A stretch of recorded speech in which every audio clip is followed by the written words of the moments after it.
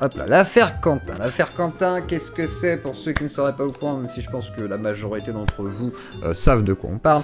Quentin Desrangs qui a été assassiné le vendredi, je sais plus combien octobre, le 17 je crois, et du coup, semblerait-il, en tous les cas, l'enquête va le déterminer, des membres de la Jeune Garde ou affiliés. Même si la Jeune Garde est dissoute aujourd'hui, il y a effectivement ou encore actuellement des gens qui sont en garde à vue, je ne sais pas si elle a été prolongée, et les événements sont en train de tourner un peu dans tous les sens. Alors la gauche est attaquée, la France insoumise a un peu du mal aussi à...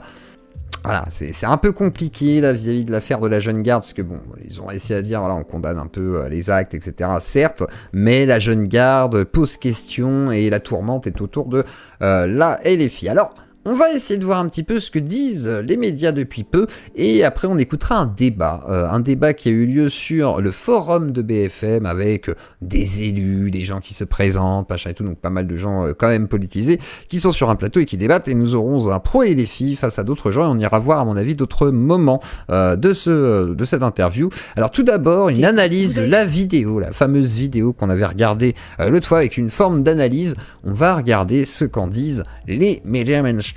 LCI, c'est à vous. Fait un boulot remarquable. Vous avez analysé les vidéos avec une extrême précision, les différentes vidéos. Bon, alors après, analyse de la télé, quoi. Vidéos qui ont fleuri sur les réseaux. D'abord l'exclu TF1 et puis ensuite les différentes vidéos qu'on a trouvées sur les réseaux. Qu'est-ce qu'on apprend, Nivine, précisément de l'agression ? Alors effectivement, on a fait un vrai travail d'analyse sur l'image avec toute la cellule investigation TF1 LCI. Ces images, vous les avez... Vous avez besoin d'être 40 autour pour analyser les images. Alors voyons, voilà quoi, le nouveau JVC, c'est ça, c'est un peu ça. Forcément vues, elles sont très floues, mais elles disent beaucoup. Elles disent... Après, LCI, vu que c'est TF1, je sais pas si j'ai le droit de diffuser. Il y a peut-être du droit d'auteur là-dessus. Qu'est-ce qu'elle nous montre les images? Alors du coup, on voit qu'il y a un homme qui met 4 coups au jeune Quentin Desrangs au sol. Il est encerclé ici. Alors il y a une autre bagarre là-bas en réalité. Enfin, ça se disperse aussi là-bas. Et un peu plus loin, sur la gauche, en réalité, il y a aussi un croisement où voilà, ça se battait au début. Et effectivement, il y a deux groupes. Il y a le groupe principal et puis un autre petit groupe à côté où effectivement ça se lynche aussi. Rouge, il est très clairement identifiable à sa Je vais tenue accélérer, et sa particularité. je vais accélérer la vitesse de la vidéo, on sait jamais, j'ai pas envie de me faire éclater pour droit d'auteur. C'est qu'il a un téléphone portable à la main, il semble filmer vraisemblablement la scène, il porte au moins... Bon, je pense que sur une vidéo pixelisée qui, à cette distance, l'IA a tendance, parce qu'il y a des IA maintenant sur nos appareils photo et caméra, l'IA a tendance à retravailler légèrement l'image, donc si un truc est un peu flou, pour identifier si c'est un téléphone portable, un paquet de clopes ou, je sais pas, un marteau, c'est pas, enfin pas un marteau, mais je sais pas, un truc, un objet contendant, une pierre, je sais pas quoi, je suis pas sûr que tu vas bien voir quelque chose à cette distance. 4 coups au jeune homme qui est à terre. L'individu B qui se trouve juste à côté. Donc là, qui mettrait 3 coups. Lui aussi, il est habillé de la même manière avec un manteau kaki. Et lui, sur les différentes vidéos disponibles, il donne au moins 3 coups. Alors soi-disant, ça c'était la meuf, Blandine, ce qui n'est pas le cas du tout. Donc voilà, ceux qui ont harcelé Blandine, voilà, vous avez fait n'importe quoi. Quentin, important de noter que ces coups, ils sont situés sur la partie haute du corps, vraisemblablement au niveau de la tête. Alors... vraisemblablement, mais bon, c'est un peu compliqué aussi de juger sur les images. L'individu C, cerclé de orange, c'est l'individu le plus virulent sur les vidéos. Donc là, 5 coups, donc ils ont compté les coups. C'est lui qui assène le plus de coups pendant au moins 20 secondes. On le voit à califourchon sur... Ça peut être une vidéo en miniature et mettre plein de trucs devant Zio et les droits d'auteur sont caduques, sauf pour les musiques. Comme ça, quoi. C'est-à-dire, j'écoute la dame et je mets ça, quoi. De le frapper, il va ensuite se lever, s'éloigner et revenir vers le jeune homme qui se trouve encore à terre, vraisemblablement inconscient. On le voit plus tard très énervé. Voilà, donc il est très énervé, 5 coups. C'est lui qui porte le plus de coups et c'est très probablement l'un des meneurs. Ça, on en reparlera. Alors attendez, je vais le mettre comme ça. Voilà, on va mettre en énormément gros. Voilà, comme ça. On parlera un peu plus tard. L'individu D en bleu. Alors lui, il ne frappe pas Quentin, mais c'est intéressant de noter qu'à la main, il a un objet, vraisemblablement un poing américain. Les images sont floues, mais il semble avoir une arme à proximité, en tout cas sur lui. Alors ça, pareil, il semble avoir une arme, mais basé sur quoi là? Par contre, on n'a pas le détail. On ne sait pas quelle arme, sur quelle image il voit une arme. Ça, c'est un peu dommage. Je trouve que pour une cellule d'identification des images, ils auraient pu nous montrer l'image où il semblerait qu'il ait une arme. Après, il n'y a pas eu de coup de couteau. Il y aurait eu des armes à destination, donc c'est-à-dire bâtons, cailloux, des trucs, des objets urbains, enfin, ça peut être tout n'importe quoi, mais pas des armes qualifiées, à part si on parle des gants coquets, mais je pense pas qu'elle parle de ça. On en reparlera un peu plus tard. L'individu... Ah, faut que je superpose un petit truc sur l'image. Attendez, je vais mettre un truc, attendez, j'ai un truc là. Attendez 2 secondes, je vais foutre quoi? Attendez, je vais vous foutre une petite image là. Ah tiens, lui c'est bien là. Attendez, ah, parfait. Voilà, ça, et attendez 2 secondes. Hop là, on va mettre le copain. Voilà, tac. Hop là, Footix. Footix qui vous dit, vous pouvez faire un don pour un nouveau départ à yeux clos. Voilà, comme ça, il vous a dit. Il y a Footix, c'est bon, il y a ma tête, il y a Footix. C'est bon. Ah, on est bon pour les droits d'auteur là. Je sais pas pourquoi ça marcherait plus qu'autre chose. C'est bizarre. Merde, j'ai perdu ma page. X. Non. X. Ah. Non. X tout court. Voilà. Oh, c'est pas possible. Excusez-moi. Désolé, le professionnalisme là. Mais c'est quoi ça? Mais c'est un scandale. Mais c'est pas possible. Mais c'était sûr en fait. C'était sûr. Remarquable. Voilà. Il va ensuite se lever, s'éloigner et revenir. Et là, c'est pas très professionnel. Normalement, tu mets la vidéo pour décrire ce qu'on devrait voir. Là, on voit rien. Là, il y a une image fixe, quoi. C'est n'importe quoi. Ah bah bravo, bah exactement. C'est n'importe quoi. Hein. Vers le jeune homme qui se trouve encore à terre, 50% de l'image. Inconscient. On le voit plus tard, très énervé, très virulent. C'est lui qui porte le plus de coups et c'est très probablement l'un des meneurs. On en reparlera un peu plus tard. L'individu D en bleu, alors lui, il ne frappe pas Quentin, mais c'est intéressant de noter qu'à la main, il a un objet, vraisemblablement un poing américain. Les images sont floues, mais il semble avoir une arme à proximité, en tout cas sur lui. L'individu E, enfin, c'est très intéressant d'observer que dans un premier temps, il ne tape pas Quentin. Il semble au contraire l'aider. On le voit en train de lui tirer la jambe, tirer le bras. On ne sait pas. Peut-être qu'il essaie juste de récupérer sa montre ou ses pompes. Elle est con, elle. Qu'est-ce que tu racontes? Normalement, ils se font mettre à poil, les gens. Donc, d'un côté ou de l'autre. Donc, à mon avis, c'était pour lui virer ses pompes ou lui prendre sa montre, ma chère. Pourquoi? Ma chère Footix. Il finit par s'éloigner et lorsqu'il revient, cette fois, il n'y a plus personne autour de Quentin. Et là, il lui assène un très violent... Non, mais juridiquement, LFI est innocent. Là-dessus, il n'y a aucun doute. Hein. C'est complètement con de les accuser juridiquement d'être responsable de la mort de quelqu'un. Non. Par contre, la jeune garde et les anciens membres, du coup, parce que ça a été dissous, eux, ça va questionner. Et du coup, la vraie question, c'est par rapport à Raphaël Arnaud. Est-ce qu'il a été en contact lors de la fuite de certains? Si oui, est-ce qu'il aura couvert? Mais là, ça n'a pas l'air d'être le cas actuellement. Donc, on va voir l'évolution. On va voir, de toute façon... Il faut attendre le temps de l'enquête parce que le procureur a dit qu'il allait diligenter une enquête sur tous les événements, c'est-à-dire ce qui s'est passé avant, pendant et après, et des deux côtés. Donc même la version Némésis et la version du coup de tous les droitards, etc., qui ont dit c'est les filles, machin et tout, vont être entendus, mais peut-être que certains seront interpellés aussi après coup. C'est-à-dire d'abord l'orientation est sur le meurtre, mais malgré tout l'affaire va concerner tous les événements, dont l'événement de Némésis, et dont les bagarres aussi, dont sont responsables Némésis, parce que on avait vu dans le live que une des Némésis mettait des coups aussi. Alors voilà, hein, il y a aussi des Némésis qui frappent, et que malheureusement, l'affaire est pas très claire, ce qui, en aucun cas, ne justifie ce qui s'est passé là. C'est-à-dire tout ce qui s'est passé là avec tous ces individus, ça c'est pas bien. Ça, c'est le mal. Et on ne tue pas les gens et on ne met pas des pénaltys, malgré que je sois Footix, le pénalty est interdit, d'accord? Donc les enfants, même si vous voulez lutter contre le fascisme, même si vous voulez lutter contre les gauchistes, on ne tue pas. Est-ce que c'est compris? Voilà, je le précise. Coup de pied directement dans la tête. Ça fait donc au total au moins 14 coups dans la partie haute du corps, principalement au niveau de la tête, et ce en à peine... Alors, je sais pas si la justice va écouter votre analyse. 30 secondes. Également présent pendant cette agression, mais qui ne porte pas de coups, la personne en rose, l'individu F. Lui. Cette personne, on la voit notamment avec un sac en bandoulière. Dans un premier temps, sur les réseaux sociaux, elle a été présentée comme Blandine. Mais c'est pas Blandine. En réalité, il n'en est rien. La jeune femme Damien Rieu risque la prison, là. Ne se trouvait pas en France au moment de l'agression, mais elle aussi, elle joue un rôle majeur parce qu'elle passe à plusieurs reprises devant le corps de Quentin dans une parfaite indifférence. Et tous ces individus, Nivine, apparaissent déjà quelques minutes plus tôt sur d'autres vidéos. Exactement. Tout ce groupe, il est déjà présent avant l'agression de Quentin. On les voit notamment faire face aux membres du service d'ordre de Némésis. Il se trouve du côté bas de l'image, en face, en noir, c'est donc les membres de Némésis. Et à nouveau, on va retrouver plusieurs de ces individus qu'on a identifiés dans l'agression de Quentin. On retrouve... Ouais, alors là, les mecs en noir, par exemple, je suis pas très sûr qu'ils soient identifiables et que ce soit exactement les mêmes mecs. Faudrait vraiment les suivre à la seconde près avec toutes les caméras de rue et tout. Là, il y a un mec en noir pixelisé. Je sais pas comment tu sais que c'est ce mec en noir pixelisé qui se retrouve. Tu vois, lui, là, le C. Comment tu sais que c'est le même C? Comment tu peux être certaine? Je fais pas confiance aux médias, là, pour le coup. Là. Moi, tout ce que je vois, c'est qu'il y a deux groupes distincts qui se pètent la gueule. Voilà, il y a les verts et il y a les noirs. Voilà, c'est un match de foot. Hein. Donc, à un moment donné... Bon, est-ce que les noirs, ils peuvent être avec les verts? C'est bizarre, parce qu'ils sont pas de la même couleur, hein. Je veux dire, il y a deux équipes, hein. À un moment donné, il faut respecter les codes, hein. Sinon on s'y perd, nous. On trouve l'individu A, lambda. B, C et F avec le sac en bandoulière.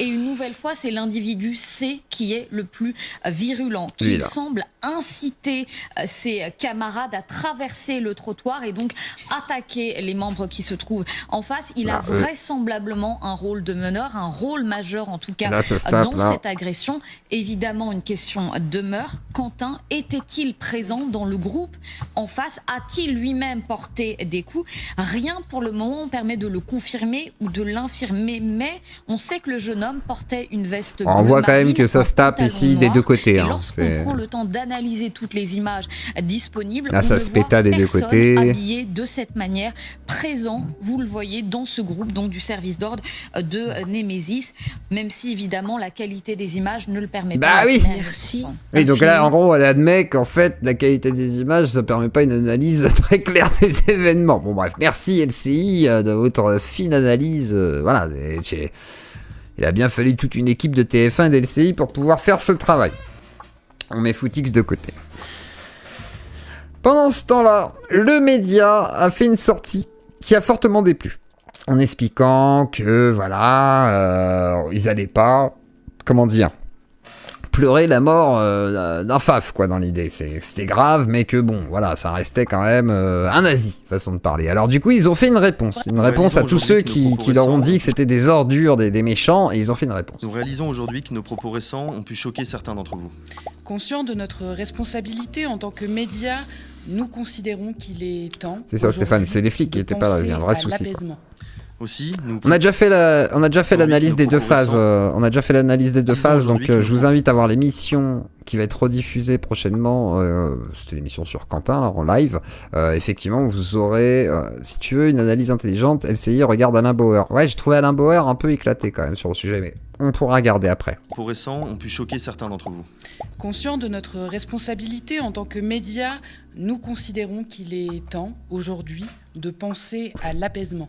Aussi, nous présentons nos plus sincères excuses à tous les fachos, les faf, les anti-antifa, les racistes, les antisémites, les nostalgiques à brassard, les collectionneurs de runes nordiques, les passionnés de croix celtique vintage, les amateurs de Militaria 3945, les esthètes de la botte noire montante. Là, ils font des dédicaces à pas mal de gens. Les romantiques du Troisième Reich, les fans hardcore de chemise brune, les adeptes du salut romain, les incollables de Goebbels. Bref. À vous tous, chers nazis, que nous avons offensés, nous sommes désolés. Mais on va remettre une couche. Moi, ça m'a fait rire. Hein. Moi, je suis pour l'humour et la liberté d'expression, donc ça me fait rire. Après, bah oui, forcément. Hein, ils vont pas vous dire, oh là là, ils n'ont pas été violents et tout. Et comme les gens essayent de rétablir aussi une certaine vérité, c'est-à-dire que les groupuscules qui accompagnaient Alice Cordier et Némésis, sont des gens qui, en principe, et on l'a bien vu dans les bagarres, sont quand même des gens qui se tapent dessus et qui aiment la castagne. De fait, on était légitimement en droit de se poser la question de savoir s'il n'y avait pas eu aussi des provocations, ce qui ne justifie pas la mort de la personne, mais par contre, ce qui pourrait amener un contexte un petit peu différent d'une agression gratuite sur un jeune étudiant qui n'aurait rien demandé. C'est qui, lui ? C'est le jeune garde. Le jeune garde. C'était pas mal. Alors, continuons, bien entendu, sur cette truc. Il y aura du punch, c'est vivifiant. Ah oui, ce que je vous ai dit tout à l'heure, là. Donc, on est dans l'actu en vrac. Voilà, nouvelle émission sur CNews. Pour ceux qui détestaient Frontières, même chez les droitards, vous n'avez pas de chance. Ils vont envahir CNews. Il y a une émission qui va être créée qui s'appelle... Plus de Frontières, comme si on avait pas assez. On va en rajouter avec du Jordan Florentin le matin, le midi et le soir. C'est parti, écoutons Pascal Praud et Gauthier Lebret. Monsieur Lebret, oh oui, j'ai lu la presse, non, vous allez faire une émission bientôt ? Il paraît, j'ai lu la presse aussi. Bah écoutez, c'est bien, je vous félicite. Absolument, tous les matins, juste après vous. Bon, je vais vous succéder 2 fois dans la journée, ce qui est un honneur. J'aimerais bien que vous me succédiez pas une 3e fois. Il avait les yeux qui brillent. Mais pourquoi pas un jour ? Dans 20 ans. C'est bon, nous rendez-vous de 11h à 13h et lundi. Vous mettez derrière nos émissions, vous savez que voilà. C'est une bonne place. Et, bon. Non mais c'est intéressant, moi je voudrais... Quel rapport avec Allah et les prières de rue, s'il te plaît, Sentinelle ? Est-ce que tu peux juste me dire le rapport entre l'affaire de Quentin et Allah et les prières de rue ? Ou le rapport avec les FAF et les antifas, avec Quentin et les prières de rue. Il y a un lien ou c'est juste parce que tu avais besoin de dire les musulmans, vaut mieux avoir des néo-nazis que des musulmans. Ça n'a aucun sens. Ça n'a aucun sens comme phrase. Faudrait m'expliquer le lien entre les deux et je te répondrai avec grand plaisir. Vraiment, je trouve que c'est intéressant ce qui va être mis en place. Vous allez travailler avec Eric Tegner. Absolument, notamment. L'émission va s'appeler 100% Frontières le matin. On va faire beaucoup de reportages, d'enquêtes, des informations exclusives du terrain pendant 2 heures le matin et le soir 100% politique de 21h à 23h. Il devrait appeler ça le mur plutôt, ça serait plus simple. Dites-moi, du lundi au... Du lundi au jeudi. Et je crois que je vous croiserai aussi sur Europe 1 de 16h à 18h. On va pas se quitter. Bon, écoutez, non, mais il y a du punch, c'est bien, il y aura du punch. Et puis Eric est avec nous ce matin. Il y a quelque chose de vivifiant. Absolument. Dans et l'ARCOM, elle sera là, ça. C'est pas Pascal Praud, qui est timide en ce moment sur les sorties racistes et tout, et qui dit ouh là là, attendez, vous pouvez pas dire ça. Non, on peut pas dire tous les musulmans, il faut dire quelques-uns. Déjà qu'il est là-dessus, avec Tegner et Lebret, là, ça va y aller. Ça va être sympa. Par exemple, c'est les premiers qui ont sorti que Jacques-Élie Favreau avait participé au lynchage de Quentin. C'est les premiers qui ont sorti que Raphaël Arnaud était définitivement condamné pour violence volontaire. Chose qui n'est pas démontrée pour l'instant. Ça veut pas dire qu'il a... Enfin, quoi qu'il aurait admis frapper. Je sais pas s'il a déjà admis qu'il avait frappé le gars. Je suis même pas sûr. Je crois qu'il a admis qu'il était sur les lieux. Mais je sais pas s'il a admis avoir frappé Jacques-Élie Favreau. Donc pareil, l'enquête le déterminera. Eh bien, écoutez, il faut 50 nuances parfois de journalisme et des journalismes parfois un peu différents. Et il incarne effectivement une modernité. Il bégaye là. Une nouveauté, une manière d'être sur le terrain. Et bravo à lui. Il sera donc à partir de lundi. Conclusion, il est différent. Voilà. On serait ensemble à partir de lundi. Je suis différent, c'est ça que tu veux dire ? Collectif Némésis, mort de Quentin, Julien Audoul s'exprime et c'est pas fameux, hein, comme d'hab, c'est Audoul. Hein. C'est très simple. Non, Némésis n'est pas violent. Némésis, excusez-moi, je veux bien qu'on essaye de caricaturer un groupe de féministes extrêmement courageuses, il faut bien le dire, qui portent des combats qui ne sont pas portés par les autres féministes, d'accord, mais qui sont tout à fait honorables et, je pense, salutaires. Mais pour le coup, vous avez des groupes violents depuis des années qui ont fait de modes d'action visant les opposants, visant à agresser, visant à tabasser, visant à intimider. Tu peux être en détention provisoire pour d'autres choses. Hein. Tu n'es pas obligé d'avoir agressé la personne pour être en détention. Si jamais tu as fait du recel de preuves, ça peut justifier une détention. Hein. Si jamais tu risques de te barrer, etc., sur une enquête pour meurtre, la détention provisoire, elle est requise, quoi. C'est pas que le fait qu'elle t'ait participé, c'est le fait que tu fasses partie des suspects et qu'il y a un risque réel, que tu t'échappes, que tu te soustrais à la justice, donc du coup, on va privilégier effectivement la préventive. Mais ça veut pas dire que tu peux être tout à fait relaxé malgré la préventive. Hein. Tu peux très bien faire de la prison en amont, mais être innocent à la fin. C'est possible. C'est un peu dur. Dans ce cas-là, je pense que t'as sûrement une compensation financière ou quoi, mais dans l'idée, tu peux avoir là quoi. Si aussi il n'avait une personnalité effective et directe, il ne serait pas en détention provisoire. Mais non, mais je dis pas qu'il a pas de responsabilité pour l'instant, mais on ne sait pas. Vous ne savez pas en fait. C'est ça que je dis. Je dis pas, il a pas de responsabilité. Je dis, on ne sait pas ce qu'il a fait. C'est quand même pas la même chose de dire on ne sait pas mais il est en détention que de dire ah mais je sais alors qu'en fait j'en sais rien. Je vais pas vous dire bah moi j'ai l'enquête, hein, les policiers je leur ai parlé, ils m'ont dit ça, hein. Ils m'ont dit il a pris un gros caillou, il a lapidé. Non, je peux pas vous dire ça, je sais pas. Mais par contre oui, il est concerné dans l'affaire, en tous les cas jusqu'à preuve du contraire. Pour l'instant, bah il fait partie des concernés. Une idée qui ont fait leur mode d'action comme leur corpus politique. Et nous, on l'avait demandé avec Marine Le Pen, rappelez-vous, il y a 3 ans, quand elle avait envoyé une demande par courrier à Elisabeth Borne pour la dissolution de tous les groupuscules. Némésis ? C'est très... Et ça c'est vrai, c'est un gros changement d'ailleurs.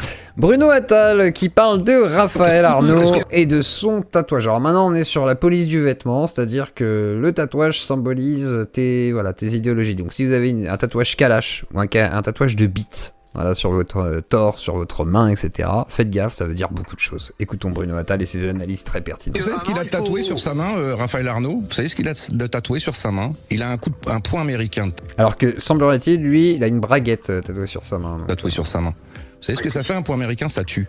Donc d'avoir une arme tatouée sur sa main, encore une fois, Il a un caillou tatoué sur sa main. Vous savez ce que ça fait, un caillou ? Ça tue. Oui, d'accord, un point américain, effectivement, voilà, mais combien de gens tatouent sur leur corps des symboliques d'armes, etc., pour symboliser plein de choses, ça les regarde en fait, mais on s'en fout, c'est pas ça qui prouve quoi que ce soit, c'est complètement con comme raisonnement. Si demain ça arrivait dans mon propre camp, mais tout de suite, on fustigerait ce facho, ce raciste, Ah non, je pense quelqu'un a un point américain comme tatouage, c'est pas une preuve de quoi que ce soit, on s'en fout. Par contre, s'il fait partie d'un groupuscule, qu'il a un point américain, qu'il a, je sais pas, un soleil noir, qu'il a une toile d'araignée, et qu'en plus de ça, il a des runes nordiques, là, on va commencer à se poser des questions, effectivement. Là-dessus, je peux l'entendre. Et encore, la rune nordique n'est pas forcément facho. Il y a des gens qui portent des runes qui sont pas des fachos, qui sont des vikingistes, là. Et vous êtes toujours dans la... c'est comme si c'est votre camp, mais non. Enfin, faut adhérer à quelle idéologie pour être antifa ? Bah, être contre le fascisme. Ou antiraciste, du coup. Voilà, c'est souvent les deux piliers. Voilà, mais ça veut pas dire... tu pourrais être antifa anarchiste et pas forcément LFiste ou quoi. Il y a plein d'antifas qui sont pas des LFistes du tout, qui trouvent les LFI beaucoup plus doux, voire trop mous. Voilà, donc ça dépend. T'as de tout, t'as des autonomistes, t'as des libertaires, c'est pas juste des LFistes. La jeune garde, c'est pas des LFistes à la base. C'est surtout des gens, peut-être même des fois sont partis, etc. Tu peux peut-être même avoir des gens de droite, mais qui sont contre le racisme et les dérives fascistes. Ça peut exister. Je suis persuadé que ça existe. Voilà, je suis persuadé qu'il y a des droitards qui sont antifa. Et c'est pour ça que je dis que... mais tapez dessus. Mais tapez dessus avec moi comme moi je taperais sur une personne qui se comporte mal dans mon camp. Mais non, mais vous êtes là... Mais on s'en fout d'un tatouage, Bruno, putain. Et vous, en plus, Mélenchon, Panot le dit, quoi. Ils le disent encore, quoi. Non, la jeune garde, on les... Est-ce que c'est ce qu'il a tatoué sur ça ? Non, par contre, ce qu'on peut dire, c'est que, la jeune garde est effectivement... liés, qu'on le veuille ou non, à LFI, ça c'est une réalité, je veux dire, qu'on le veuille ou non, ils sont liés par le fait de Raphaël Arnaud, par le fait de soutenir la jeune garde, par le fait d'en faire la promotion, donc là-dessus oui, mais ça veut pas dire que tous les gens de la jeune garde, par exemple, sont adhérents à LFI ou valident la LFI. Je pense qu'il y a des gens de la jeune garde qui considèrent que c'est de la merde LFI, ça doit exister. Voilà. Petit moment créatif. Je retouche, on est en direct live, directement sur Poker, en direct de Frontières, en direct, aidez-nous pour l'élection de Marine Le Pen. Eh bah t'es une antifa, la liberté, voilà, tu peux venir avec moi, la jeune garde. L'extrême gauche, ils font vraiment chier ces connards. Quand je vais dans la rue, j'ai vraiment peur qu'on éclabousse du sperme sur mon clébard. J'adore Marion Maréchal ou plutôt chez Nibar, chez Gros Nibar. T'es pas un français de Cortou si tu bois pas du bon pinard. Voilà, très bon résumé. C'est un très bon résumé, t'es pas bon français, pur souche, tu bois pas du bon pinard. Alors, petit extrait, voilà, Alors, attendez, on va se le faire maintenant, et puis après, on ira voir Alain Bauer pour la prolongation de l'émission. Donc là, on fait du rab, on est en heure sup. On va se mettre ce passage de 12 minutes, le forum de BFM Télé. Il y a Kevin qui était déjà dans une émission où il avait été accusé par Julien Audoul, encore, de porter une tenue pour fêter le 7 octobre. Voilà. Ce qui est quand même une accusation extrêmement grave, hein, voilà, on va pas se mentir. Et du coup, là, ils redébattent pour certains dans cette émission. Et il y a Kevin, il y a tous les autres. Et ça va être un débat un peu houleux. Hein, donc vous allez voir, ça va roxer. Des charges pour LFI parce que j'ai un fils qui est ado, qui est fan de M. Mélenchon, donc j'ai accompagné dans les meetings parce qu'il était mineur. Hein, vous avez l'air désolé. Hein. Oui, j'avais un peu peur de ce qui allait se passer et j'ai été à Créteil dans le meeting de M. Mélenchon plusieurs fois. Et vous à avez des charges. Mon fils tout seul en meeting de la France Insoumise, je ne savais pas ce que ça pouvait donner, donc je l'ai accompagné et j'étais surprise parce qu'effectivement. Je sais qu'il y a plein de gens qui n'aiment pas Frontière à droite, hein, je vous comprends. Je ne suis pas de droite, mais alors qu'est-ce que je vous comprends parce que Frontière, c'est franchement, la même chose à gauche, moi je dirais ça fout la honte. Donc je serais de droite, je dirais putain, Frontière, ils nous foutent la honte. Hein. Ça fait passer les droitards pour des victimes, ça fait passer les droitards pour des gens qui vont chercher la merde, qui essayent de provoquer des gens de gauche pour obtenir des réactions disproportionnées, qui n'ont aucun intérêt politique et qui ne proposent rien en termes de programme, en termes d'idéologie, etc. Et vu que c'est que de l'agite-propre et du coup de la propagande et de l'agitation polémique, ça ne sert à rien en fait. Et oui, ça dessert le camp national. Et moi je connais des gens qui sont engagés pour le RN, voilà, qui dans leur ville et tout, dans leur municipalité, ils sont avec des maires RN et tout, qui sont des fois plus gauchistes que certains gauchistes. Hein. Donc ils sont pas convaincus du RN, mais ils sont convaincus du maire à ce moment-là dans la ville. Donc c'est des localités, donc c'est un peu différent que le côté national. Donc c'est pas les mêmes programmes qui sont défendus. Mais de fait, effectivement, malheureusement, vous avez le malheur d'avoir des médias comme CNews, Frontières, etc. qui font passer les gens de droite pour des racistes absolus, des paranoïaques, des gens qui portent des gilets pare-balles et qui pensent que les Arabes vont les égorger à chaque instant. Donc effectivement, voilà, et en plus de ça, représentés par des victimes sortant de Versailles, hein, bien entendu, mon cher monsieur, et en plus qui sont bouffis par le shit et la bœuf, alors que voilà, ils assument pas. Hein, et ils font des tests urinaires pour dire oh Hervé, je suis pas un drogué, mais on s'en fout que tu te drogues en fait, fais ce que tu veux de ta vie, putain. Et on est en France, on n'est pas dans un état totalitaire où on va dire si tu te drogues, t'es qu'une merde. Bon, si, à droite ça existe. Il y a des débats, M. Mélenchon, il y a des factions politiques qui s'immiscent dans les débats de LFI. Ils sont hués, ils sont contestés, mais jamais violentés. J'ai jamais vu de violence dans les meetings de M. Mélenchon. Et ça c'est important de le dire. Alors que, il est vrai que chez Zemmour, petit souvenir, Zemmour, SOS Racisme, on se rappelle de ça. Ça je le rappelle parce que souvent les gens oublient, mais ça, voilà. Tac, ça vient. Attendez. J'ai peut-être pas le droit d'utiliser ces images parce que c'est LDC machin là, il va m'interdire de. Ouais, parce qu'il y a les droits d'auteur. Meeting. C'est ça, je crois. Voilà. C'est parti. Si ça veut bien charger. Pourquoi ça veut pas charger? Tu te fous de ma gueule? Attends, on s'en fout, moi je veux les images là, je veux pas. Ils ont fini avec des plaies ouvertes. Oh, c'est quoi ce truc là? Je veux pas résumer. Bon, attends, on va faire comme ça, on va faire CL Press. Tac, c'était par là. Voilà, c'est ça. Meeting 2022 Zemmour, 2021. Attendez. Voilà, c'est là. Ça commence. Donc meeting de Zemmour, hein, voilà. Ne pas utiliser sans utiliser sans. Putain, ils font chier. Attends, on va mettre ça alors. Voilà, on met le post.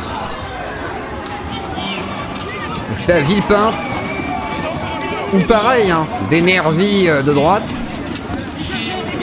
Donc là, en gros, il y avait Marc Cacrette-Valmenier, des gens des Zouaves, en fait, qui ont pété la gueule à des gens de SOS Racisme. Donc en gros, des gens qui font comme Nemesis. En gros, ils vont voir les droitards, ils font une manif, là-bas, un petit happening. Et du coup, ils se sont fait éclater la gueule. Et quand je dis éclater la gueule, il y aurait pu y avoir des morts aussi. Hein, Et là, ça envoie des chaises et tout, c'est... Et là, il y a du monde qui rentre dans la mêlée, hein. C'est pas... Ça rigole pas, hein. Ça, c'est un meeting de Zemmour, ça. Avec les gardes du corps et les militants qui rentrent dedans.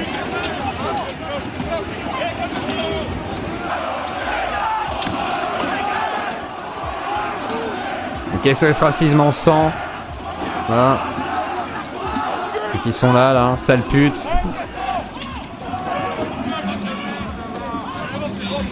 Alors que c'est jamais arrivé, effectivement, à Nemesis de se faire extrêmement péter la gueule dans un meeting, pour le coup. Hein, c'est...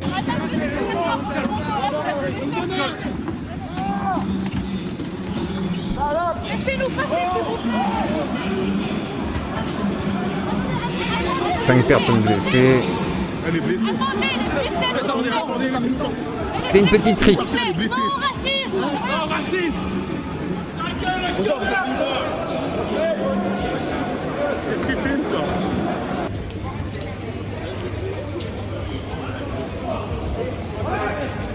Ah bah là en plus c'est les Zouaves et tout, donc c'est les groupuscules d'ultra-droite qui a rejeté Marine Le Pen. Donc en gros c'est plutôt Zemmour qui a récupéré ces gens-là, qui sont des gens très problématiques. Il y a des gens qui ont été multi-condamnés, etc. Là on est sur des vrais... Là pour le coup il y a des vrais néofascistes, etc. Marc Aicret-Valmeunier par exemple, c'est vraiment un nazi. C'est pas un euphémisme. Donc là il calme un petit peu. Vous avez fait le job. C'est bon, vous leur avez pété la gueule, vous avez fait le job, bonne soirée, allez hop, retournez féliciter Zemmour là. Bon, on continue. C'est la décharge pour ce parti. Ils sont entre eux. Voilà, Salut, je en vais te Turquie. le dire, monsieur, parce que je l'ai vu, je l'ai vu. Voilà. J'ai juste une Il n'y a question pour jamais eu Kevin. de violence. J'ai juste une question très simple. Vous semblez vouloir combattre la violence. Oui. Monsieur Raphaël Arnaud, qui a été... Je vais signer. J'espère que la réponse sera bonne et que ça enverra un signal très clair. Monsieur Raphaël Arnaud, condamné définitivement pour violence en réunion. Fiché S. Est-ce qu'il doit être exclu de la France Insoumise? Est-ce qu'il doit démissionner? Est-ce que cette personne peut aujourd'hui représenter la France Insoumise? Eh ben, je vais être très... Parce qu'il propose pas ça, les... je vais être très très clair. Je suis pas le porte-parole, je parle en mon nom. Je parle pas au nom du mouvement. Moi, je vais être très très clair. Pas comme le PS ou comme l'affiche. J'ai apprécié parce qu'effectivement, il y avait le logo PS. Moi, je soutiens Raphaël Arnaud. Je soutiens la jeune garde. Vous condamnez pas? Je soutiens la jeune garde. Les mouvements antifascistes, j'ai pas fini, je n'ai pas terminé. Laissez-moi terminer. Laissez-moi terminer. Laissez-moi terminer. Tout votre discours d'avant, monsieur. Tout votre discours d'avant. En fait, je sais pas si les Zouaves ou je sais pas quoi votent Zemmour. Par contre, ils étaient là-bas et voilà. Est-ce qu'ils votent Zemmour? Est-ce qu'ils sont là-bas pour d'autres intérêts? Je sais pas. Là-dessus, je peux pas te dire. J'assume, je suis courageux. Moi, je l'assume. J'assume. Moi, écoutez, je vous le dis. La violence, c'est pas du courage, monsieur. Allez-y, Kevin. Voilà, je peux terminer. Allez-y. Le contexte lyonnais a fait qu'une jeune garde s'est créée. Elle s'est créée je suis d'accord, la par rapport liberté. à une riposte d'extrême droite. S'il y a des gens qui suivent un peu le football, et non l'Olympique lyonnais, les ultras de Lyon, les Bad Gaunes, c'est un mouvement néo-nazi. Ils traumatisaient la ville de Lyon. Ils tabassaient des homosexuels, des arabes, des noirs. Donc qu'est-ce qu'ils ont fait à mon les jeunes? La jeune garde, elle a tabassé des jeunes juifs. Donc moi, je suis toujours antifasciste. Et elle a été condamnée pour tabager des jeunes juifs. Et des jeunes de confession juive, ça ne vous choque pas? Attendez. Des jeunes de confession juive qui sont tabassés, ça ne vous choque pas, monsieur? C'est pas tout le mouvement. Monsieur, est-ce que des jeunes juifs qui sont tabassés, vous ne condamnez pas? Mais moi, je soutiens la jeune garde. Les camarades de lutte. Les Français jugent. Jonas Haddad. Attendez. Et Arnaud, il a été élu par les Français. Il n'y a pas de mauvais électeur, monsieur du FN. Attendez. Prenez le micro, Jonas Arnaud a Haddad. été élu. Il a été élu par qui? Prenez le micro. Juste aussi une question à poser. Attendez. De la France Insoumise. Oui, il a été élu par qui, monsieur Arnaud? Thomas Ménager. Les Français, ils l'ont élu. On va faire plusieurs conversations en même temps. Alors, il a pas tort. Raphaël Arnaud a été élu et il n'était pas dans la bagarre. Donc, est-ce que c'est à lui de se retrouver concerné par l'affaire du coup du meurtre de Quentin? Ouais, je trouve qu'il y a un glissement qui est dangereux aussi. C'est comme si je disais, voilà, Clément Méric a été assassiné. Le chef du service d'ordre de Marine Le Pen à ce moment-là, c'est effectivement Serge Ayoub. Serge Ayoub a eu contact avec Esteban Morillo pour pouvoir donner des conseils juridiques, peut-être autres. De ce fait, du coup, vu qu'il y avait une proximité proche, il aurait fallu non seulement virer Serge Ayoub parce que voilà, mais surtout et avant toute chose, vu que le RN embauchait ces gens-là, bah virer Marine. Donc c'est un peu con quoi, parce que bah, du coup c'est pas Marine Le Pen qui a tué Clément Méric. Jonas Haddad. Moi je me pose la question, où est-ce qu'on place la limite? Attends, où est-ce qu'on place la limite? Si Ménager du RN avait dit je soutiens des mouvements violents, tout le monde aurait condamné et on n'a pas de député néo-nazi à l'Assemblée. Mais quand monsieur, qui jusqu'à... comment il s'appelle l'autre là? Si, enfin il y a des anciens. Comment il s'appelle l'autre là qui tendait le bras et qui chantait des chansons Gloire aux Iclombés là? Il est pas député lui maintenant? Il est pas député, comment il s'appelait? Chatillon, il est... Ah non, peut-être qu'il est pas député, ouais, à mon avis, ils l'ont pas mis député, non, il doit pas être élu. Le présent était sympathique, me dit je soutiens la jeune Serge garde, Ayoub. j'ai pas envie de participer à un débat comme ça. On ne met pas la ligne. Bah non, je ne partirai pas. Je rappelle juste que Kevin n'est pas élu, il n'est pas député. Oui, mais attends, parce que Kevin il va comprendre un truc. Parce que Kevin il a dit, vous pouvez partir. Kevin, si tu soutiens la jeune garde, c'est à toi de partir. Non, je suis là, je reste. Non. Pourquoi il partirait? Il est invité justement pour ça. Il est complètement... Non, Jonas Haddad, c'est pas vous qui décidez. Raphaël Arnaud, il représente pas McDo ni Quick, il vient de la LFI. Vardon. Donc Vardon, merci. On doit pas regarder la même confonds télé avec par rapport à Châtillon, monsieur qui est derrière moi. chaque fois. Il est représentant de la LFI. Il était là pour la minute de silence? Oh le pauvre. Non. Les Insoumis ont expliqué qu'il était pas venu parce qu'en fait il est... Gabriel, lui, il a un gros problème avec le rebeu derrière. Il en peut plus, quoi. À chaque fois, il dit parlez pas fort, calmez-vous, vous m'agressez. C'est de mort depuis... Et pour Aboubacar Cissé, on l'a fait la minute de silence pour Aboubacar Cissé? On l'a fait la minute de silence? la parole? On l'a fait la minute de silence? Kevin, tout va bien. Ouais, il faut qu'il se détende un petit peu, monsieur. Tout va bien, tout va bien. Je suis très détendu, je dirais pas. Très détendu. Donc au final, ce qu'on entend, c'est lunaire. Bah, si c'est un débat, il faut laisser parler. Ça peut. Ah oui. Donc en fait. Et ouais, hein. Si c'est un débat, il faut laisser parler. Bah non, justement, le but du débat, c'est qu'on puisse couper la parole pour échanger. Sinon, c'est un monologue en fait, monsieur. C'est pas grave, allez-y, faites votre monologue. On entend, je suis pas d'accord. Et les filles, ça fait des années maintenant qu'ils sont en permanence dans la violence. Ok. Depuis que Madame Rima Hassan se permet des conférences et se faire ce genre de choses, je comprends, on en est là moi aussi des fois l'ermitisme, ça me plaît. Un problème, et ça devient la violence qui s'amène en même temps dans les manifestations. Et ce qui manque dans ce pays, c'est du patriotisme. Il y en a plus depuis que ces gens-là et les fils ont en permanence ce mot d'extrême droite. Ils ont que ce mot à la bouche. Extrême droite, extrême droite. Mais occupez-vous de vous d'abord, dans vos rangs à vous. Oui, bah malheureusement, oui, ils ont le mot extrême droite, facho à la bouche, comme des droits tardés qui diraient oh les islamo-gauchistes, les gauchistes. Pareil, c'est les anathèmes. Malheureusement, c'est ce qui vient aussi de cette conflictualité politique et du coup de ce clivage de plus en plus important. Parce que les idées sont tellement opposées, et tellement en friction, et tellement aussi alimentées par nos dirigeants, ceux qui sont élus, ceux qui veulent se faire élire, au point de diviser la France sans aucune vergogne. Ça, c'est un vrai problème. Et d'ailleurs, le vrai problème, c'est le populisme. C'est-à-dire ces discours qui sont là pour flatter nos petits égos et nos petites émotions, mais surtout pas pour nous amener des solutions politiques concrètes. Et on vit une ère de populisme extrêmement forte qu'on retrouve tant au RN que par moments, bien entendu, chez LFI, parce que on sait aujourd'hui, et certains l'avaient déclaré comme ça, que Mélenchon faisait une forme de trumpisme dans le discours, et ce qui n'est pas complètement faux. Parce que le but, c'est de se faire élire, donc de parler au maximum de gens, et essayer de les toucher, même au prix, des fois, enfin au mépris, pardon, de certaines vérités. Cela peut malheureusement être le cas.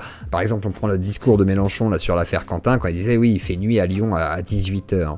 Là, je regardais, l'affaire a eu lieu il n'y a même pas 5 jours, enfin, il y a 7 jours, il y a une semaine, il faisait pas nuit à 18h. Donc, quand il dit, oui, les vidéos sont fausses, je sais pas quoi et tout, donc non, parce que déjà, quand tu filmes avec un téléphone, souvent, il a tendance à rehausser la luminosité par rapport à ce que l'appareil voit, donc il remet la luminosité un peu plus claire, et au-delà de ça, à 18h, il fait encore à peu près jour, enfin, il fait pas nuit encore. Donc là-dessus, c'était une très mauvaise défense, et je pense que dans des accusations aussi graves, les gens se défendent des fois très mal, comme quand tu dis que c'est de l'IA, ou que tu dis qu'il fait pas nuit à l'événement, parce que voilà, c'est comme ça. D'accord ? Moi, je vote à droite, mais je suis pas extrême. Mais à un moment donné, patriotisme, quand on met des drapeaux français, on nous traite de fascistes. Mais vous allez aux États-Unis, vous avez des drapeaux américains partout. Espagne, pareil. Italie, pareil. Dans les n'importe quoi. Manifestations de la France insoumise, on en voit aucun. J'étais au meeting. Je suis dans la salle tout à l'heure. J'étais au meeting. Il y a même des débats au sein de la France insoumise. Il y a la Marseillaise. Kevin vous répond là-dessus. Je peux répondre. Sur ce point-là, je vais dire les manifestations, Maximilien, meeting. Je vais expliquer aux téléspectateurs, quand je suis venu vous saluer tout à l'heure, vous étiez déjà en train de vous... Voilà. Vous étiez déjà énervé. Et précisément sur ce point-là. Et Kevin, qu'est-ce que vous disiez à Maximilien ? Moi, je l'ai dit, j'assiste au meeting de la France Insoumise. J'ai été encore au point politique de Mélenchon hier. Il y a des drapeaux français dans les meetings, dans les manifestations. Et je voulais dire à monsieur qui clame le patriotisme, les couleurs du drapeau français bleu, blanc, rouge, ça correspond à quoi ? Ça correspond à quoi ? Non, pas du tout, absolument pas. C'est les couleurs. Il a dit liberté, égalité, fraternité. Le bleu, c'est la liberté. Le blanc, c'est la fraternité, l'égalité. Et le rouge, c'est la liberté, l'égalité, fraternité. Alors que non, le rouge, c'est le sang, du coup. Enfin, il y a la monarchie. Enfin bref, c'est pas... non. Couleur de la révolution, le bleu et le rouge qui encadrent la monarchie. Donc avant de faire mais arrêtez. Ça n'a rien à voir avec liberté, égalité. J'ai pas de leçon à recevoir de vous, monsieur. Mais voyez, mais vous êtes patriote. Moi, j'ai pas de leçon à recevoir un arabe. Moi, je connais mieux l'histoire de France que vous, même si je sais pas. Je sais pas, mais vous allez pas m'apprendre des trucs. Le rouge, c'est le rouge c'est le pinard. C'est les couleurs de la Révolution française, monsieur. On a aboli la monarchie pour l'égalité citoyenne. Déjà, apprenez l'histoire de votre drapeau, s'il vous plaît, monsieur. S'il vous plaît. Kevin, apprenez le drapeau, s'il vous plaît. Apprenez l'histoire de votre footix. Voilà. Et d'ailleurs, suivez le chemin du grand footix si jamais vous voulez soutenir la Claudie. Nous sommes en heures supplémentaires. Que vous voulez payer les heures supplémentaires de Claude, c'est par ici, c'est par PayPal, Tipeee Stream, priorité PayPal. Si vous voulez soutenir la Claudie, c'est ici. Je suis footix et je vous y engage. Voilà. Alors, parce que pour Corinne et ensuite Gabriel. Pour répondre à ce que tu viens de dire, ok, j'ai vu aussi des meetings à la télé de Mélenchon, il y a des drapeaux français. Par contre, tu vois, pas plus tard que tout à l'heure, j'ai vu une vidéo de gens LFistes en train d'arracher un drapeau français à quelqu'un qui se baladait avec dans la rue. Oui. Sûr, c'est des militants Ah oui, oui, sûr, c'est c'est quelle certain. vidéo Ouais, non, Comme tu peux avoir des gars qui arrachent des drapeaux palestiniens, des drapeaux je sais pas quoi, d'autres gens. Oui, oui, bien sûr. mais en fait, Ah oui, si c'est Florentin, si c'est Florentin de Frontière, oui, bien sûr. Ah non, non, pas débile, en on fait. parle avec des faits. Alors, par contre- J'ai vu une vidéo, mais j'ai vu. Florentin en direct avec sa perruque. Attendez. Son gilet pare-balles. Allez-y. non, Kevin. C'est bon. Là, il y en a un qui m'a mis dans la vidéo où je commentais là, le gilet pare-balles de Florentin et qui me dit oui, mais Duclos, tu vois bien que sinon Florentin finirait comme Quentin.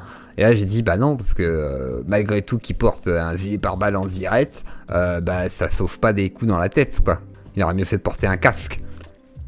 Voilà, vaut mieux avoir un casque de vélo que d'avoir un gilet pare-balles en fait. Il vaut mieux avoir une veste de moto avec une coque à l'intérieur qu'un gilet pare-balles. C'est complètement con d'avoir un gilet pare-balles. Il va pas s'y retirer dessus, Florentin. Enfin, c'est du délire. On parle avec des faits. Respect. Ah mais je respecte. Respect. Dès que je parle, moi on me dit tout de suite respect. Parce que tu aboies sur les gens. Je suis sourd d'une oreille, madame. J'ai l'oreille sourde. Tout ça parce qu'il est arabe quoi. L'arabe il parle fort. Ah, attention, hein. Ce serait un blanc qui me dirait ça, je dirais pas pareil, mais là quand même il me paraît agressif. Je veux dire, voilà quoi, je le vois sa barbe. Hein. Il a une barbe d'islamiste là. Et puis en plus il est musulman lui. Je me méfie. Je me méfie. Ne parlez pas fort, jeune homme. Non, non, Lève la voix. D'accord avec toi. Non, mais en fait, je vais pas aller. Je vais pas au forum, hein. Allez à CNews. Je suis pas journaliste. J'ai pas de source pour te dire d'où j'ai vu. Bah voilà, donc déjà, quand on a pas de source, j'ai vu sur les réseaux. S'il vous plaît, Kevin, s'il vous plaît. Et ce soir, c'est pas le débat de l'ultra-droite, c'est pas le débat de l'extrême-droite. Ben non, madame. Ou alors vous êtes trompé. Ah, la Le pauvre. débat. Elle, j'ai vu le débat, elle se fait couper la parole tout le temps. Elle a commencé, elle expliquait en gros qu'elle était racisée et tout, et ils vont lui prendre la tête là-dessus. C'est n'importe quoi. C'est qu'il y a des gens qui ont été tués par des assistants parlementaires de la LFI. Ça, c'est faux. Et ce soir. Alors ça, on sait pas. C'est pas que c'est faux. Ça se trouve, c'est vrai. Ça se trouve, Jacques-Élie Favre. Alors déjà, il y a un assistant, un sur les deux qui a été libéré. Donc déjà, il y en a un, il a pas l'air d'être complètement dans l'affaire, quoi. Peut-être qu'il aurait fait un recel de preuves, mais ça a pas l'air très clair tout ça. Jacques-Élie Favreau, peut-être qu'il a tué quelqu'un. C'est possible. Mais même si c'est un assistant parlementaire, ça ne rend pas le parlementaire dont il est assistant coupable, en fait. Enfin, c'est complètement con. Enfin, je sais pas. C'est pas obligé qu'il soit au courant. Faudrait démontrer qu'il est au courant pour dire qu'il a couvert et qu'il y a un lien pour que ensuite ça l'impacte. Quoi. Bah, je vais vous montrer une chose. Comment on le sait? Pourquoi on le sait? Pardon. Pardon, Jonas Haddad, vous pouvez pas dire ça ce soir. Attendez, vous pouvez pas dire ça ce soir. Attendez, on va juste. Même les journalistes, il le dit. Pourquoi on le sait? Non. Parce qu'il y a personne de LFI qui n'est venu ce soir. D'abord. Mais vous pouvez pas dire ça. Pourquoi on le sait? Parce qu'il y a personne qui est venu ce soir. Ah, c'est bien une preuve de leur culpabilité. Oui, mais il y a personne de Reconquête qui est venu ce soir, monsieur. Est-ce que ça veut dire qu'ils sont coupables ou qu'ils sont alliés? Peut-être même complices, on ne sait pas. Ce soir, l'enquête ne fait que commencer. Ouais. Il y a des suspects qui reconnaissent. Il y a un suspect qui reconnaît des violences, ça c'est ce qu'on sait ce soir, mais qui ne reconnaît aucun mortel. C'est ce qu'il dit. Premièrement, il n'y a eu aucune condamnation. Il n'y a même pas de mise en examen ce soir. Vous ne pouvez pas dire un tel ou un tel a commis ce meurtre. Ça n'est pas ce que j'ai entendu. La violence, elle vient pas du Rassemblement national. Et c'est vrai qu'il n'y a pas encore eu de mise en examen. Enfin, je crois qu'il y a dû en avoir là qui ont été déclarés. Et encore que, c'est l'enquête pour crime qui est ouverte. Mais ça ne veut pas dire qu'il y a les mises en examen directes. Donc, compliqué cette affaire, hein. C'est toujours pas réglé et ça va durer longtemps. Ça peut durer 18 mois avant que l'affaire soit résolue et qu'il y ait une conclusion du juge. Donc 18 mois d'enquête, ça peut être long. Le Rassemblement national, il dénonce la violence d'où qu'elle vienne. Et aujourd'hui, c'est quand même triste qu'on hiérarchise, qu'on dise « Ah mais vous avez fait 8 morts, moi j'en ai fait 3 ». Et c'est des gamins, c'est des gens qui crèvent pour leurs idées politiques, juste parce que en fait ils veulent défendre des valeurs. À un moment, est-ce qu'on peut tous se retrouver de dire on dissout tous les groupes? Quand même. Je veux bien qu'on n'aille pas très loin. D'accord, ne disons pas des choses sur le FN, restons plus récents. Je pense aux européennes. Votre groupe politique travaille avec une boîte de communication qui s'appelle e-politique, je sais plus, c'est un nom un peu anglophone. Il me semble que c'est une affaire de famille, la famille Lousteau, la famille Châtillon, je peux me tromper. Ils sont absolument plus actionnaires. Ah, le mec qui recadre le truc. Cette entreprise, monsieur. Ils l'ont été, et en réalité, il y a toujours des liens personnels. Si personne était resté dans l'entreprise, on ne serait pas resté avec eux. Il y a aussi une autre question. Regardez, non, pardon, ce dont vous parlez, les personnes dont vous parlez, ce sont des membres du GUD. Oui, c'est ce que je veux dire. Il existe une solution. Monsieur, je vais finir, mais c'est des faits. Je veux dire, vous pouvez pas dire qu'on est avec ces gens alors que ils sont plus. Si. Ils font vos trucs de campagne là où vous faites des affiches surtaxées. Les gens même ont déclaré que ça pouvait être une arnaque. Voilà quoi. C'est compliqué l'histoire de Châtillon, tout ça, Vardon. Du tout dans les instances de cette entreprise. Monsieur, et que s'il l'était encore, on n'y serait pas. Vous demandiez de ne pas. Vous l'avez fait aussi. Je comprends que vous allez faire. Je vous laisserai tout le loisir de me répondre. Il y a une constellation d'organisation de haine, de racisme. Les Zouaves, le GUD, etc. Ça a été des compagnons de route pendant des décennies. Et il y a encore des liens financiers avec des gens qui en ont été membres. Et parmi les gens qui ont fait votre campagne législative, je ne parle pas d'il y a très longtemps, je parle de 2022-2024, il y a eu tout un paquet de messages extrêmement racistes, nostalgiques, même de l'Allemagne. Je parle de ma campagne législative, monsieur. Je parle pas de vous, je parle de vos alliés. On s'en fout de ta campagne législative, laisse-le parler, laisse-le dire. C'est vrai, malheureusement, vous avez aussi des putains de casseroles au cul, c'est pas grave. On dit pas que vous avez tué quelqu'un, mais c'est vrai. On peut rappeler que les groupes d'ultras sont dans les deux camps. Voilà, il y a des ultras des deux côtés, des ultras problématiques qui font des grosses dingueries, ça existe. Et vous en avez plus, pas de notre faute. J'ai été protégé par la police. Bacoletti, là, le député sortant du RN qui a été député, hein, il avait une librairie qui s'appelait Antinéa. Vous tapez Antinéa, hein, A-N-T-I-N-H-E-A, je crois, ou sans le H, Antinéa, qui est une référence à un livre antisémite, qui du coup était une librairie négationniste antisémite. Voilà. Aujourd'hui, la librairie négationniste antisémite la plus connue à Paris, c'est Logos. Logos. Voilà. Je connais le propriétaire qui m'a fait l'aveu qu'il avait des financements d'Édouard Sterrin, par exemple. Et c'est une librairie soralienne, hein. C'est-à-dire que ce sont des fans de Soral absolus, hein. Vraiment antisémites, qui sont pro-palestiniens. Enfin, on est sur le truc complet. Voilà, donc ça existe encore, et ils votent à droite, hein. Ils votent Zemmour, ou ils votent Marine Le Pen, mais ça les fait chier, parce que bon, voilà, un juif et une femme voilà, gauchisée, pour eux, c'est très grave, mais ils votent quand même à l'extrême droite. À cause de l'extrême gauche. Non mais si vous voulez, on va compter des points, parce qu'en fait... Non, vous venez de dire que vous voulez pas le faire. Parce que moi, ce qui me je vous laisse interrompre, parce que votre façon d'être, c'est votre programme. D'accord? Est-ce que vous voulez bien me laisser finir ma parole? Monsieur, vous montez les tons, vous êtes... Non, on je monte pas les tons, vous êtes de mauvaise foi. Vous êtes pas habitué des... Ah, ça c'est très intéressant, Maxime. Je laisse pas parler. Exactement ce que vous avez fait, monsieur Haddad, c'est vous reprocher à des citoyens qui sont pas payés de faire la politique, de faire la politique. C'est ce qui s'est passé juste avant. Il y a une jeune femme qui il m'a semblé, et c'est son droit, Dieu merci. C'est son droit. C'est son droit. Ça fait deux fois que deux politiques ici font le choix d'interrompre quelqu'un en leur disant, oh là là, vous êtes bien formaté, vous allez dire, vous êtes venu, monsieur Haddad, en disant, vous avez le cœur sec, j'ai pas le sentiment. C'est quelqu'un qui a à peine l'âge de faire la politique et qui est déjà en train de se poser la question de notre destinée commune. Je vous dis simplement, messieurs, c'est compliqué pour vous d'être ici sur ce plateau, mais souffrez que des gens fassent de la politique sans chercher à briguer un mandat, sans chercher à chercher une carrière. Non, monsieur le professeur, c'est des mensonges, je suis obligé quand même de réinformer. Dites-le trois franchement. Non, je te dis juste qu'il y a des gens qui enlèvent des drapeaux à d'autres gens dans des manifs. Ça peut être un drapeau LGBT, ça peut être ce que tu veux, c'est pas la question. En fait, on s'en fout que tu sois en France ou non. C'est juste que dans des manifs avec des opposants, tu as des gens qui t'enlèvent les drapeaux de ce qu'ils considèrent être leur opposition. Point. C'était ça l'exemple. C'était pas l'exemple de dire oh, c'est la France, c'est l'Italie, je m'en bats les couilles. C'est le fait que tu mettes un drapeau dans la rue et qu'il y a des gens qui te le saisissent, ou des objets de revendication que des gens te les saisissent. Voilà, c'est tout. C'était ça l'exemple. C'était pas... On pourra en parler ailleurs. Maintenant, ce que je vous dis, monsieur, c'est simplement, c'est pas une menace de violence, c'est une menace de cesser de me diffamer. Ne me diffamez pas. Non mais c'est bien, mais monsieur le professeur, vous avez un ton professoral. Vous êtes vraiment dans votre rôle ce soir. Vous distribuez les bons, les mauvais points. Voilà, c'est appréciable. Je vous écoute, je souffre, je vous écoute. Vous l'avez entendu, est-ce que vous niez qu'il y a des liens personnels entre les familles Châtillon-Lousteau et le RN? Est-ce que vous niez que parmi les gens qui ont été candidats chez vous, il y a des gens qui ont eu des Ça t'étonnerait? Tu connais pas la librairie Logos alors. Tu connais pas. Et pourtant, il considère que voilà, Zemmour, c'est un youtre, comme il m'a dit. Donc... Alors certains ne votent pas, qui sont consommateurs de ce genre d'idéologie, certains ne votent pas, mais certains appellent, oui, clairement à voter Zemmour. Parce que projet de remigration et tout, même si pour eux l'obsession sur l'islam est un problème, et qu'il ferait mieux de s'obséder des juifs, tu vois.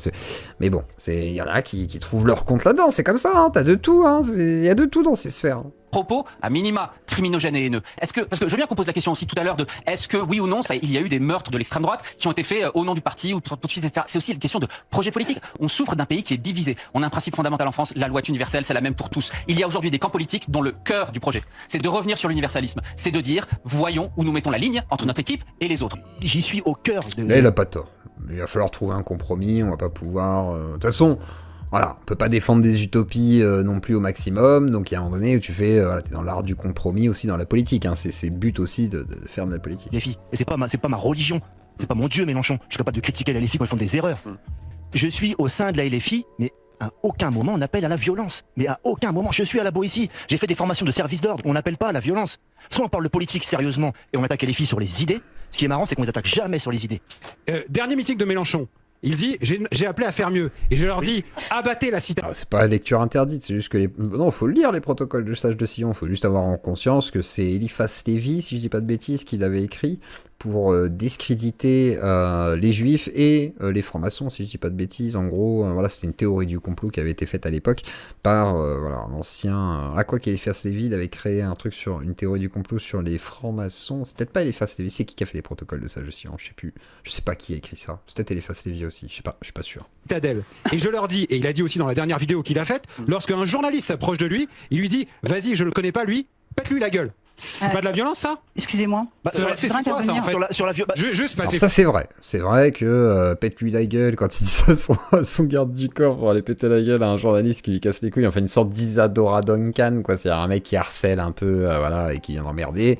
Il dit pète-lui la gueule. C'est vrai que c'est pas ouf, quoi. Bon, après les gars, c'est pas fait péter la gueule, donc c'est le plus important, hein. Le plus important, c'est pas la phrase qu'il a dite, c'est aussi le résultat. Le résultat, c'est qu'il s'est pas fait péter la gueule, mais dans tous les cas, effectivement, il a dit.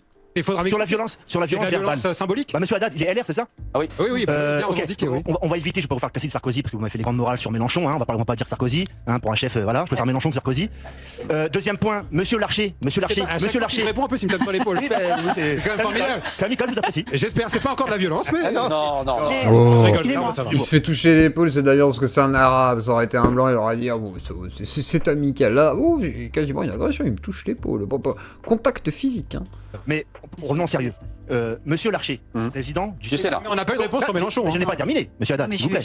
Moi, j'ai jamais été soralien, hein, vraiment. Hein. Je sais pas pourquoi. Il y a plein de gens, même qui connaissent les émissions et tout, ils pensaient que j'étais soralien. Jamais de la vie.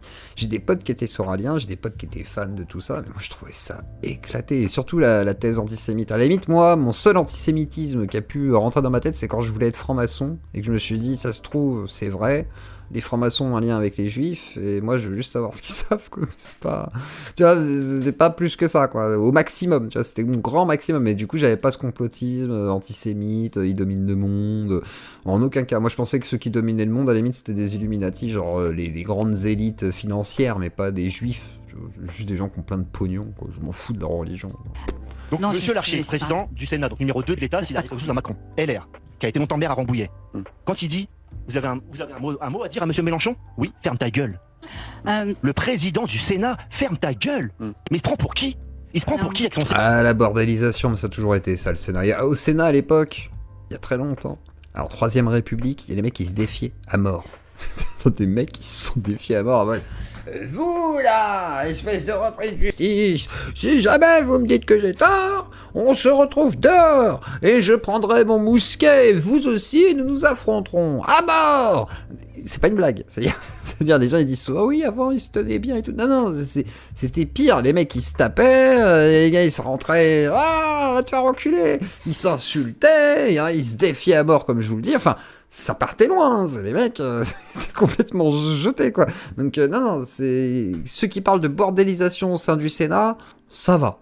Franchement, on a un Sénat assez calme encore, quoi. On a vu bien pire, et je peux vous le garantir, quoi. Allez regarder les archives là-dessus, c'est une dinguerie, quoi. C'est à 40 000 €, on parle pas comme ça quand on est élu, encore moins du Sénat, ferme ta gueule. C'est nous qui avons la violence.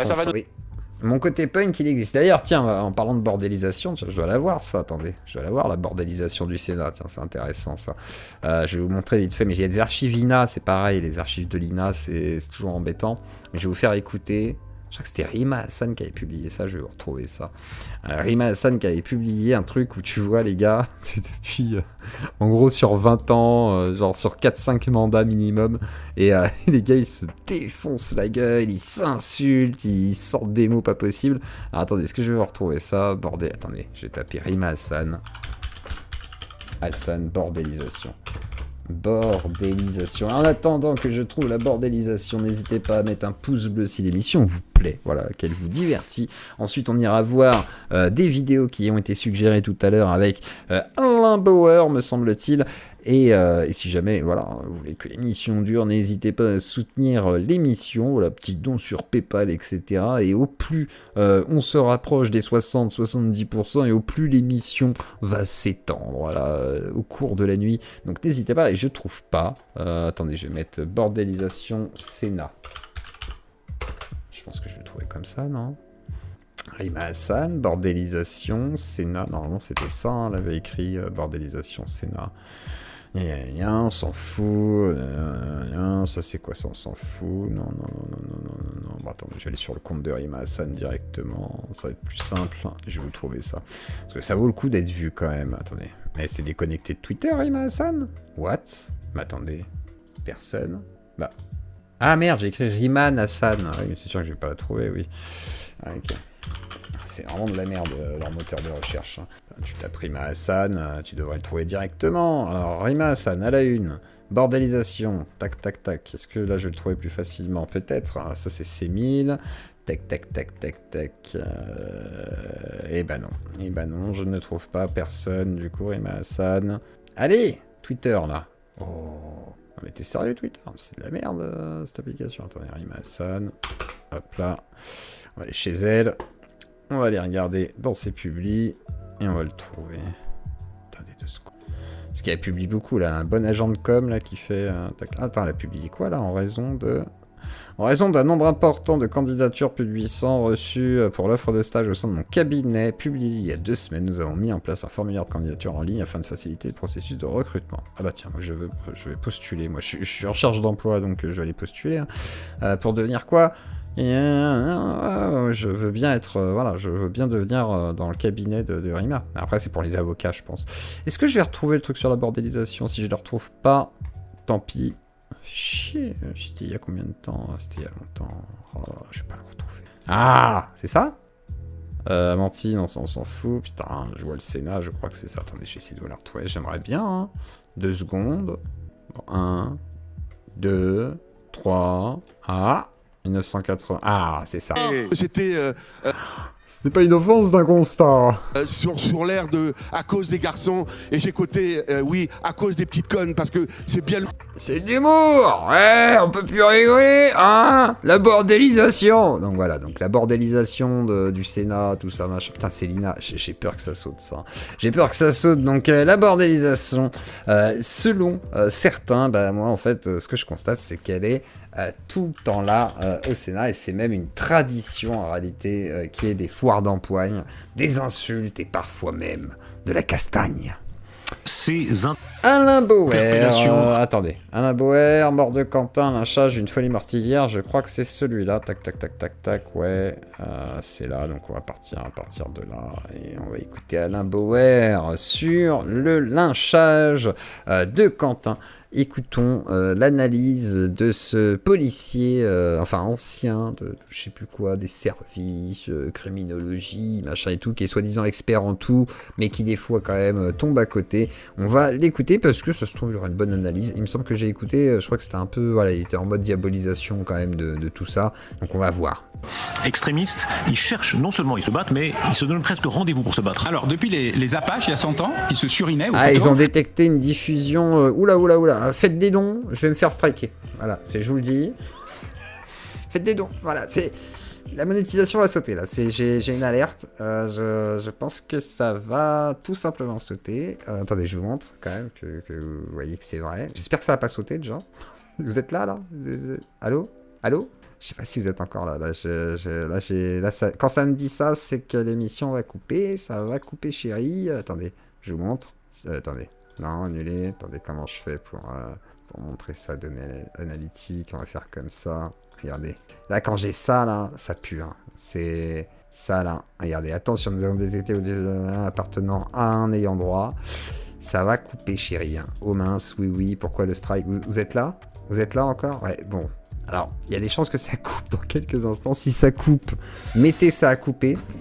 Voilà, si jamais ça coupe... Allô, on est toujours là? Vous êtes là? Ouais, vous êtes toujours là? Ok. Donc, si jamais ça coupe, vous me le dites que je suis au courant, parce que ça se trouve, je vais pas le voir. Donc, ouais, là, ça... Voilà, quand ça me dit ça, c'est que le bot va passer, qu'il va dire, bon, là, le contenu, il est trigger. Donc, à mon avis... pète dans le micro. Voilà, je peux pas faire mieux. Je peux pas être plus près. Mon cul est déjà assez près de ma bouche. Donc voilà, méfiance. On regarde LCI en espérant que ça fasse pas sauter quoi que ce soit. Il y a 3 types d'affrontements entre groupes. La rencontre fortuite, c'est le cas de la mort du jeune Clément Méric, militant antifa. En gros, la monétisation, c'est sûr qu'elle saute. Après, est-ce que ça va sauter l'émission? Peut-être qu'il n'y a plus personne. Je clôt, mais pas l'image. Ah bah là, ouais, je suis obligé de mettre l'image, c'est ça le problème. Mais après, je crois que c'est pas LCI, hein, c'est Lina, je crois, qui a trigger le bot là. Donc, mais on est encore en live là, c'est bizarre. Bah, tant mieux, hein, attends, fais voir. Ouais, si, vous êtes toujours là, ok. Bon, là, ça me dit plus rien, avec un peu de chance. Mais bon, je perds la monétisation dans tous les cas. Cache l'image. Assassiné par des militants. Que la bagarre. On va faire simple. Il y a le duel organisé. C'est-à-dire on se rencontre à heure fixe, à un moment particulier pour montrer ses muscles et montrer qu'on est des hommes des vrais. Comme... Ah mais cacher l'image ça sert à rien. Lina là c'était le son, hein. C'est le son qui a été détecté. Moi je pense que la théorie de l'image, ça ne croit pas. Ouais non, je pense qu'on va rester en live du coup parce que c'était peut-être très court donc le bot va peut-être être tolérant mais je vais avoir une démonétisation. Peut-être que la vidéo sera bloquée après. Mais bon, oui je sais que c'est les pires. C'est pour ça que je pense que c'est pas que l'image, hein, c'est le son aussi. Diraient les virilistes de voilà, service. Si vous voulez soutenir la radio Cloli parce que voilà, déjà financièrement c'est pas ouf, en plus s'il m'enlève la monétisation ça fait plus mal, donc vous pouvez payer par Paypal, hein. Je le rappelle vite fait, puisque voilà, YouTube c'est pas les plus sympas à ce niveau là, donc n'hésitez pas par Paypal, 1€ c'est déjà bien, et sinon mettez plein de pouces bleus, même si à mon avis, si elle est bloquée dans la nuit, oui je vous le préviens vite fait, c'est normal, voilà, le temps que ça se débloque, voilà quoi. Non je vais pas perdre mes 235 balles, non ça n'a rien à voir, ça c'est les dons qui ont été faits avant, heureusement. Et puis il y a le moment du guet-apens. L'épisode que nous voyons ici, et grâce aux images de TF1, je tiens à saluer l'analyse d'Alain Webber, non seulement de Raphaël Maillochon que vous avez vu tout à l'heure, mais aussi de vos équipes, a montré qu'on pouvait constater qu'il y a plusieurs épisodes dans cette affaire. D'abord, il y a l'épisode Sciences Po. Sciences Po, une banderole, des petits mouvements d'agitation, là, les deux bagarres. Rien de dramatique. Beaucoup plus loin, et pour des raisons incompréhensibles, les deux services d'ordre, ou de désordre, se réunissent dans une logique qui n'a rien à voir avec l'entrée. Elle a raison, c'est deux services qui font plus de désordre que d'ordre, quoi. Ou l'a pas entrée. Ça lag ou c'est moi? Ah. C'est ce qu'on voit ici à l'image. Voilà. C'est ce qu'on voit ici à l'image, qu'on comprenne bien. C'est plusieurs centaines de mètres. Donc ça n'a aucun sens si la logique est soit de forcer l'entrée de Sciences Po, soit d'empêcher l'entrée de Rima Hassan à Sciences Po. C'est autre chose qui se produit. Expliquez-nous bien, vous avez tellement travaillé avec les forces de police, ce qu'on voit ici, le fait qu'ils ont, moi j'ai appris ça, je sais pas si c'était des points coquets, c'est-à-dire des points qui sont renforcés pour évidemment le point américain mais intégré dans le gant. Voilà, ça, plus les bombes, plus des barres de fer, etc. Alors on voit, il y a deux groupes, il y a les habits clairs et les habits foncés, mais en gros, ils sont arrivés préparés à ça d'après vous. Le problème c'est l'endroit. Bah oui, non mais là faut arrêter d'être naïf, ça par contre c'est un truc qui m'énerve beaucoup, surtout à droite, où les gens admettent pas que, oui, dans les SO, des deux côtés, quand ça se castagne comme ça, les gars sont, qu'on le dise, relativement volontaires, voilà. Et que c'est assez commun à Lyon de voir des rixes de FAF et d'Antifa qui s'opposent, qui se balancent des chaises, qui se balancent des tables, qui se castagnent de temps en temps. Souvent, ça fuit un peu, etc. S'il y a des charges, des machins et tout. Heureusement, ça évite la mort la plupart du temps, mais il y a eu des gros blessés. Hein, je veux dire, voilà. Et surtout, d'ailleurs, malheureusement, du côté des FAF qui font des blessés de l'autre côté. Ça arrive très régulièrement. Par contre, de fait, ça faisait très longtemps qu'on n'avait pas eu un mort. La dernière mort qu'on a eue dans ce genre d'opposition, c'est surtout l'affaire Clément Méry qui peut être transposée quand même en comparaison. Même si c'est pas le même événement, c'est semblable dans l'opposition qu'il y a entre les deux, quoi. Soit ils se rencontrent, c'est fortuit, ça n'a pas de sens. Soit ils se sont donné rendez-vous ici, comme il y a des tas d'endroits où les supporters, les ultras du football, les groupes de cités, comme on dit, se retrouvent. Il y a par exemple des endroits où entre le RERB et le RERD, il y a une zone où chacun vient montrer. Là-dessus, il n'a pas tort. Hein. C'est-à-dire en gros ce côté phénomène de bande, hein, effectivement, qui s'oppose, de rivalité. Donc certains c'est des histoires de quartier, d'autres c'est des histoires d'école, d'autres ça peut être des histoires de drogue, et puis là c'est des histoires de politique, mais au final, c'est des gens quand même qui sont habitués à s'opposer. Ses points, montrer ses muscles et régler ses comptes. Soit c'est un guet-apens organisé qui nécessite un niveau d'information suffisant. Mais en tout état de cause, on est là dans un processus qui est assez traditionnel, par de fer, etc., mais qui avait été civilisé par l'entrée en politique de militants beaucoup plus radicaux et beaucoup plus aptes à donner du point. Dans les années 70 et 80, les bagarres autour d'Assas ou de Tolbiac étaient une réalité physique et les militants passaient leur temps... Et extrêmement violente. Hein. À l'époque, ça se castagnait, ça saignait, les gars ils se tabassaient au maximum. T'as des gars qui rentraient dans des cours, qui faisaient vider des salles. On se souvient quand t'avais des gens qui faisaient des grèves là pour... c'était quoi déjà à l'époque avec Chirac et tout, on faisait des grèves, etc. Et puis un peu après aussi les étudiants, pas les bus Macron, mais avant il y avait un autre truc. Moi, je me souviens des potes qui s'étaient fait déloger par des milices, des milices de Lyonnaises, quoi, qui venaient avec des bâtons et qui les tabassaient dans les cours, quoi, pour leur dire vous faites pas grève, machin et tout, dégagez. Donc il y a déjà eu des trucs très graves, quoi, mais c'est comme ça. Courir dans tous les sens Classique. au nom de la future attaque ou du fait que, entre guillemets, des fachos allaient arriver ou des gauchos allaient arriver. C'était la tradition. Elle s'est atténuée et en fait, on est un peu nostalgique ou amnésique de cette période. Nostalgique pour les uns, amnésique pour les autres. Mais en fait, ce qu'on ne comprend pas, c'est la logique révolutionnaire qui va derrière. On a un manque de culture de la réalité et ça, c'est la culture du millénaire dernier. En fait, l'affrontement physique, la capacité à montrer les points, à défendre la classe ouvrière pour les uns ou la bourgeoisie supposée pour les autres, c'est un enjeu majeur d'organisation mentale. Les groupes organisés le font pas par hasard ou seulement pour la violence. La violence est un instrument de la politique. Oui, demain, il y a une grosse manif à Lyon qui a été autorisée malgré à la base qu'elle aurait dû être annulée. Moi, je pense qu'elle aurait dû être annulée parce que voilà. J'ai peur. J'ai peur parce que je me dis s'il y a des représentants de l'extrême droite qui sont là-bas, ça va peut-être ça va aller au carton. Il y aura des antifas, il y aura des FAF, il y aura les groupes durs de FAF à Lyon, c'est sûr et certain. Il y aura des antifas. Et moi, ce qui me fait peur, c'est que ça se cartonne ou qu'il y ait une dinguerie qui se passe. C'est-à-dire un mec qui se dit... Parce que, en fait, moi, ce qui me fait le plus peur dans cette histoire, c'est... Bon, par exemple, des antifas qui se disent foutu pour foutu, autant faire des actions très fortes. Donc dans ce cas-là, voilà, toucher, je sais pas, des représentants d'idéologie et tout. Ou à l'inverse, que par exemple des FAF se vengent aussi et butent aussi de l'autre côté, je sais pas, un représentant politique. Et lors de la manif de Lyon de demain, ce qui craint, c'est qu'ils pourraient s'opposer entre eux. Et il pourrait y avoir d'autres conséquences plus graves. Voilà, il pourrait y avoir d'autres morts, on ne sait pas. Donc méfiant, sachant que certains pourraient être armés des deux côtés. Enfin, allez, demain à Lyon, ça va être chaud. Chaud. Et dommage que je ne puisse pas y être. Par d'autres moyens. Est-ce qu'il y a une fascination ? Je termine. Et il y a un côté initiatique. C'est-à-dire qu'à un moment ou un autre, pour montrer que vous êtes un vrai militant, que vous êtes vraiment engagé, eh bien vous passez à la... Ça c'est vrai, ça par contre. C'est l'effet de groupe un peu, de dire il faut que tu fasses une action forte, etc. pour montrer que tu es un vrai, quoi. La phase initiatique, et la phase initiatique, c'est votre première bagarre, votre première baston. Je crois... L'enquête le dira. Je ne suis que dans l'hypothèse. Mais je crois, par expérience très ancienne de mes jeunes années à Tolbiac, justement, que nous sommes plutôt dans cette phase. C'est-à-dire une phase de confrontation par duel qui ensuite dégénère. Et on voit bien d'ailleurs que une quinzaine ou une vingtaine de jeunes gens rencontrent une quinzaine ou une vingtaine d'autres jeunes gens, mais que l'élimination physique, le lynchage, le meurtre, qui n'est pas un assassinat, du jeune Quentin, est l'action de quelques gens qui, dans leur folie meurtrière, l'instinct de mort, ce moment où l'effet de groupe impulse une telle volonté de tuer, expliquez ça, et c'est l'élément qui est le plus important. La bagarre est une bagarre. Voilà, expliquons ça. Là, Oui, je suis d'accord, Alexis Motep. Oui, ça permet à ce qu'il y ait une police un peu plus présente. De toute façon, il y aura, à mon avis, il y aura peut-être plus de policiers à Lyon que dans toute la France, quoi. C'est fort possible. La bagarre. Bon, c'est une bagarre. Attendez, c'est une bagarre de groupe. Appuyez-vous sur les images, s'il vous plaît. Passons à l'autre image. Ça, c'est de la bagarre, comme vous dites. L'autre image, c'est le moment où, dans une rue adjacente, si j'ai bien compris, se passe autre chose. Tout petit groupe contre un groupe encore plus petit. Il n'y a plus d'effet de groupe, il n'y a plus d'effet de masse, il n'y a plus d'enjeu. Là, vous avez les plus motivés ou les plus barbares qui décident de régler leur compte. Ils ont l'effet de nombre, on a les coups de poing, c'est déjà pas terrible, mais ce qui est l'élément essentiel, central, ce qui change tout, c'est le coup de pied dans la tête. Là, vous passez à autre chose. Le coup de pied dans la tête est une volonté meurtrière. Le penalty, c'est assez classique dans ces bagarres-là, des deux côtés. Tu vas sur West Casual, tu vas sur Antifa Squad, tu verras des pénaux des deux côtés.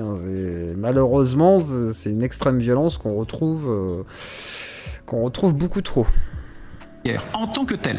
Tout le reste, c'est une bagarre. On peut en dire ce qu'on en veut, c'est pas bien, nous sommes en démocratie, on devrait préférer le dialogue à la bataille, la parole à la barre, tout ce que vous voulez. Le coup de pied dans la tête est un acte meurtrier. C'est un acte meurtrier par nature, parce qu'on sait ce qu'on fait. C'est le chef d'accusation d'homicide volontaire. Alors, pas seulement, l'homicide volontaire peut être aussi le point coquet, la multiplication des coups de poing. Vous avez vu que dans un cas, il y a une demi-douzaine de coups de poing répétés sur une quinzaine ou une vingtaine de secondes. Quand vous avez quelqu'un à terre, il est déjà à terre, s'il ne réagit plus, vous n'avez pas besoin de lui rajouter 5 coups de poing. Donc, faut voir, la médecine légale va donner des éléments. Ce que je crois important de constater, c'est surtout le coup de pied dans la tête. Le coup de pied dans la tête, alors que tout est fini, qu'on voit cet individu revenir et le donner comme un coup de grâce. Là, vous êtes dans autre chose. On dirait pas un coup de grâce, on dirait plus le petit coup le petit coup de pute en fait. C'est plus ça quoi, je trouve. Bon. L'enjeu, je crois, le plus important, c'est l'identification spécifique de l'auteur du coup de pied dans la tête. Tout le reste est un effet de groupe avec une responsabilité collective, un acte général, ce qui explique à la fois l'ampleur des interpellations et des renvois, et on verra qui est renvoyé pourquoi, dans quelles conditions, etc. Des reconnaissances, si ce n'est de culpabilité, en tout cas de participation. Il faut saluer l'effet de certaine honnêteté enfermé, cornérisé dans un coin. Le principal intéressé a reconnu les faits, mais l'enjeu, je crois, est de comprendre bien que l'effet de groupe, c'est d'abord un effet de confrontation sous une forme de duel antique revisité. Ça, c'est intéressant ce qu'il dit, parce qu'effectivement, malheureusement, qu'on le veuille ou non, oui, c'est quelque chose d'assez classique de les voir s'opposer entre eux.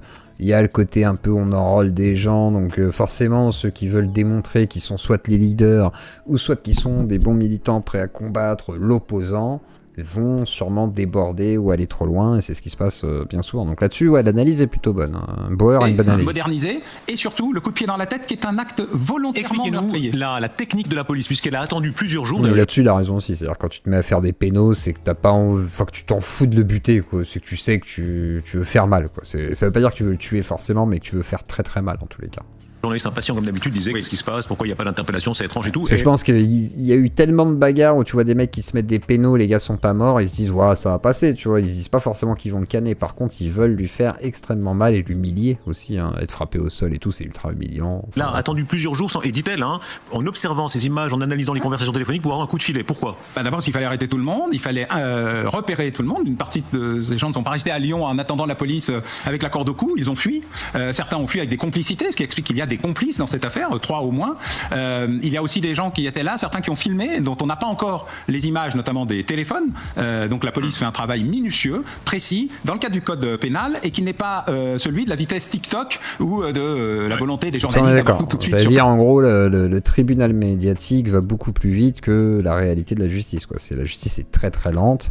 Tant mieux, ça évite de dire des dingueries pour rien et d'accuser des gens à tort. Par contre, de fait, les médias, eux, ils ont une responsabilité dans l'aggravation de la situation. Je pense pas que ce soit plus LFI que le RN qui aggrave plus que les médias. Hein. C'est vraiment les médias qui accentuent des trucs, des deux côtés d'ailleurs, qui demandent des déclarations, des machins, alors que c'est pas le moment en fait. Faites l'enquête et puis après on verra.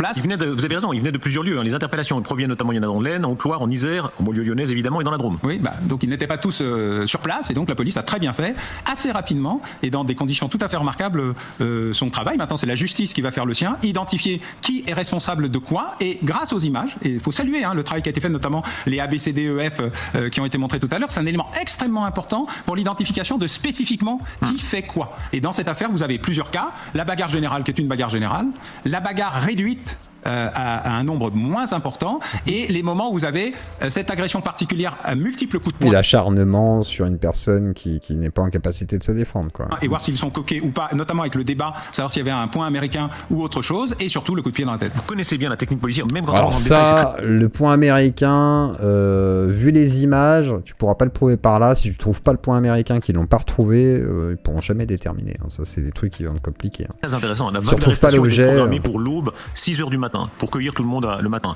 Et puis il y a une accélération. C'est leur légal. C'est leur légal, c'est ça. Le dossier étant tellement sensible, il a été décidé de procéder dès la fin d'après-midi, donc il y a une accélération des interpellations. Après, s'ils sont pas complètement cons, ils se sont débarrassés des affaires gênantes. Voilà, ils ont essayé de s'en débarrasser ou de les brûler ou je sais pas quoi. Enfin, à un moment donné.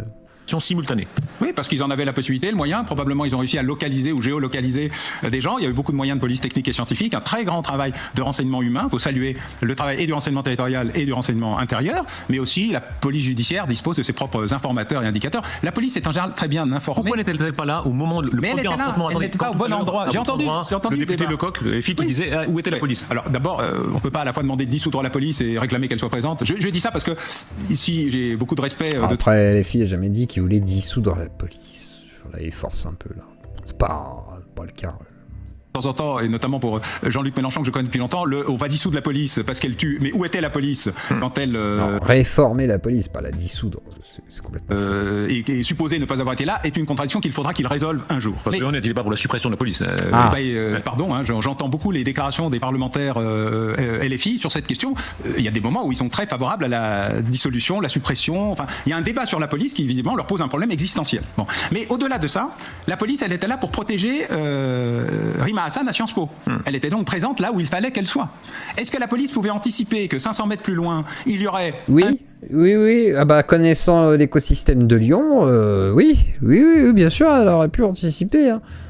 C'est pas une surprise que les antifas, les FAF, ils s'affrontent dans des rues annexes, des lieux de manif. Enfin, oui, oui, monsieur. Oui, et puis il y a des gens qui ont vu la bataille en rangée, donc il y a peut-être des gens qui ont appelé la police. Donc oui, ils auraient pu intervenir. Enfin, là-dessus, je reste convaincu qu'ils sont venus bien tard. Hein. Un duel, un guet-apens ou une rencontre fortuite, visiblement non, puisque la confrontation a eu lieu là où la police était, à l'endroit où elle pensait qu'elle allait avoir lieu, et le débat a été à quel moment elle a compris qu'il se passait quelque chose ailleurs, quelque chose qui se passe en quelques minutes. Je précise d'ailleurs que le jeune Quentin ne meurt pas sur place, comme ceci a été indiqué, parce qu'il se relève aidé par un de ses camarades, et qu'il va mourir 1 kilomètre. Là, il remet en question la version d'Alice Cordier, qui s'est elle-même bien foirée là-dessus. Plus loin, quand les effets de ce qu'il a subi auront atteint leur degré paroxystique. Donc il y a un enjeu particulier, c'est que la police a plutôt bien fait son travail. Je te dis pas qu'ils peuvent pas voir si un point américain n'a pas été utilisé, je dis qu'il faut retrouver le point américain pour déterminer que c'est bien ce point américain qui l'a tué et qui en est propriétaire. Si tu le retrouves pas, tu peux dire oui, il a été frappé par un point américain, mais à qui il était voilà, c'est ça que je te dis.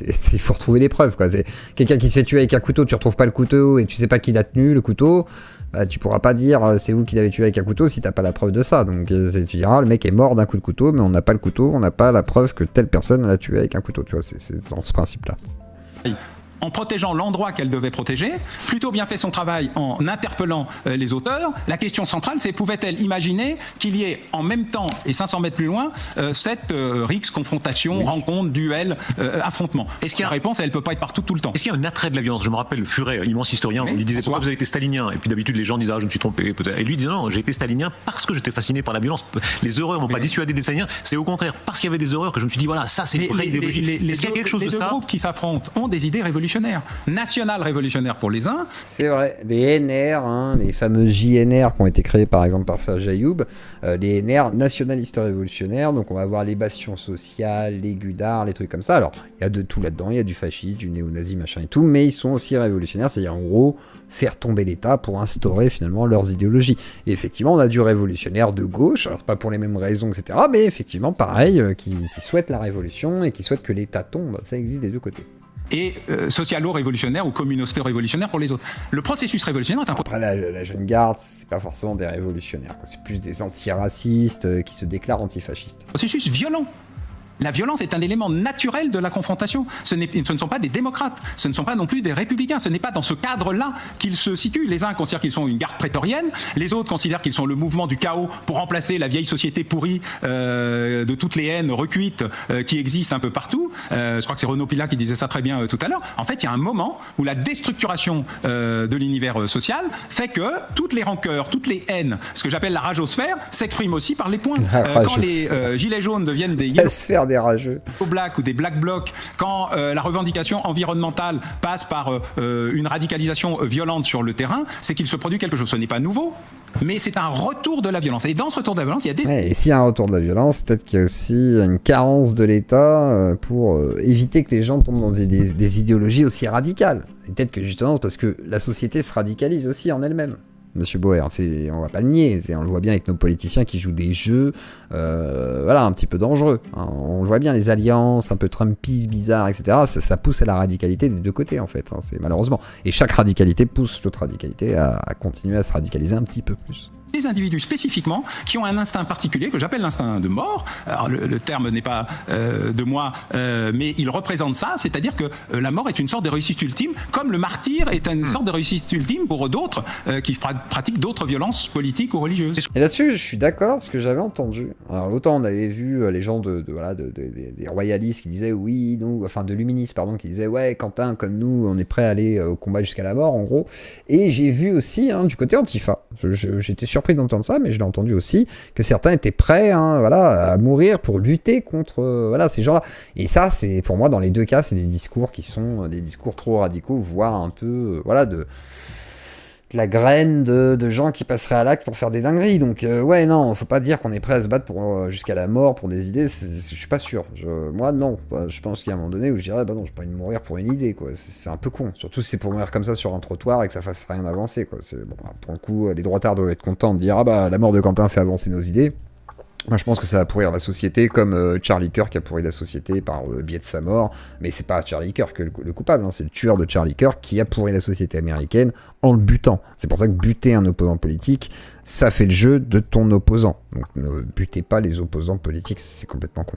Est-ce que vous admettez cependant, il faut toujours être prudent, qu'on peut être très extrémiste, même en parole, c'est un droit, la démocratie libérale, hein, et puis qu'il y a un passage, on peut être même dans des groupes parfois limites, sans être pour autant ni fasciste, ni communiste stalinien, etc. Je connais des gens très énervés, très engagés, qui peuvent passer à la violence, qui le sont pour des raisons locales, agricoles, rurales, et d'ailleurs il y a beaucoup d'agressions. On l'a vu avec les agriculteurs et l'histoire de la dermatose. Hein. C'est pas pour rien qu'ils ont déployé autant de flics, parce qu'il y avait des menaces réelles de coups de fusil, de bombes agricoles, etc. Je veux dire, les agriculteurs ont déjà fait des actions de ouf, hein, on va pas se mentir. Ce sont des élus locaux qui ne sont pas faites en raison de leur étiquette, mais parce qu'ils ont interdit un permis de construire, qu'ils ont empêché quelqu'un d'agrandir son terrain, etc. La violence politique, c'est pas seulement celle-là, c'est la violence généralisée qui s'est étendue dans le pays. Dans un ouvrage précédent qui s'appelle Tu ne tueras point, vous m'aviez invité d'ailleurs, je rappelle que jamais on a autant tué dans ce pays entre homicides et tentatives d'homicide qui ne sont que des homicides ratés que l'année dernière. 2025 est la pire année des 50 dernières années en termes d'homicidité. La volonté de mort, la volonté de tuer. Le cas particulier de la jeune garde, puisque ce soir, il faut le rappeler, donc il y a 11 personnes. Je sais pas ce que ça veut traduire, mais oui, admettons. Qui ont été interpellées. Parmi elles, 2 assistants parlementaires de LFI, dont l'un est Jacques-Élie Favreau, l'assistant LFI de Raphaël Arnaud, qui reconnaît par la voix de son avocat des faits de violence et sa présence sur les lieux. Oui, il reconnaît avoir frappé, mais il dit qu'il n'a pas porté le coup final, quoi. Mais il dit qu'il n'est pas l'auteur des coups qui ont donné la mort. Regardez ces images, puisque la jeune garde a été dissoute, donc on devrait dire théoriquement de l'ex-jeune garde, mais Raphaël Arnaud sont des images de nos confrères de Quotidien qui le montrent. Paul Gasnier. Plaisantait, oui, c'est Paul Gasnier, plaisantait un peu avec ça. Écoutez ce petit sonore qui en dit long. J'ai juste oublié de parler de la dissolution de la jeune garde. Problème avec la police, je suis d'accord, Stéphane. Quand même. Non, mais comme vous savez, voilà, on a été dissous par Bruno Retailleau. Bon, on peut voir ça comme une médaille, ça veut dire qu'on a bien fait notre travail. On a aussi une table, alors pas de la jeune garde parce qu'officiellement on est dissous, mais de soutien à la jeune garde. Malin, hein. Après, le discours de dire, du coup, c'est qu'on fait bien notre travail, c'est un peu ce qu'on entend, je sais pas, Soral qui est censuré par l'État, il va dire, ça prouve que je dis la vérité. Bon, ça veut tout et rien dire. Sur laquelle on vend des t-shirts, on vend des stickers, etc. Voilà, il le prend à la légère, etc. Alors, à la lumière d'aujourd'hui, évidemment, ça sonne tout différemment. Bon, toutes les organisations dissoutes se sont recréées. D'ailleurs, on a même un délit de recréation d'organisations dissoutes.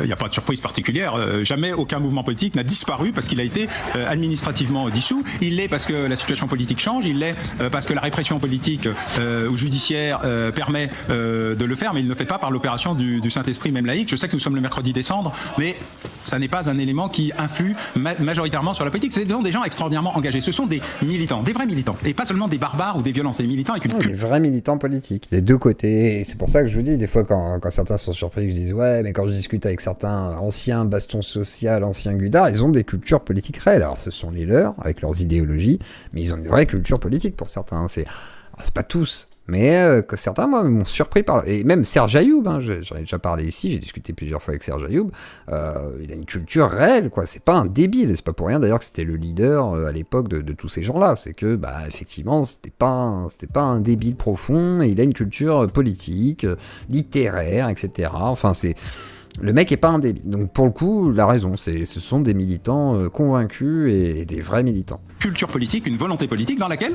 l'idéal révolutionnaire justifie beaucoup de choses et parfois, pour certains d'entre eux, pas tous, justifie tout.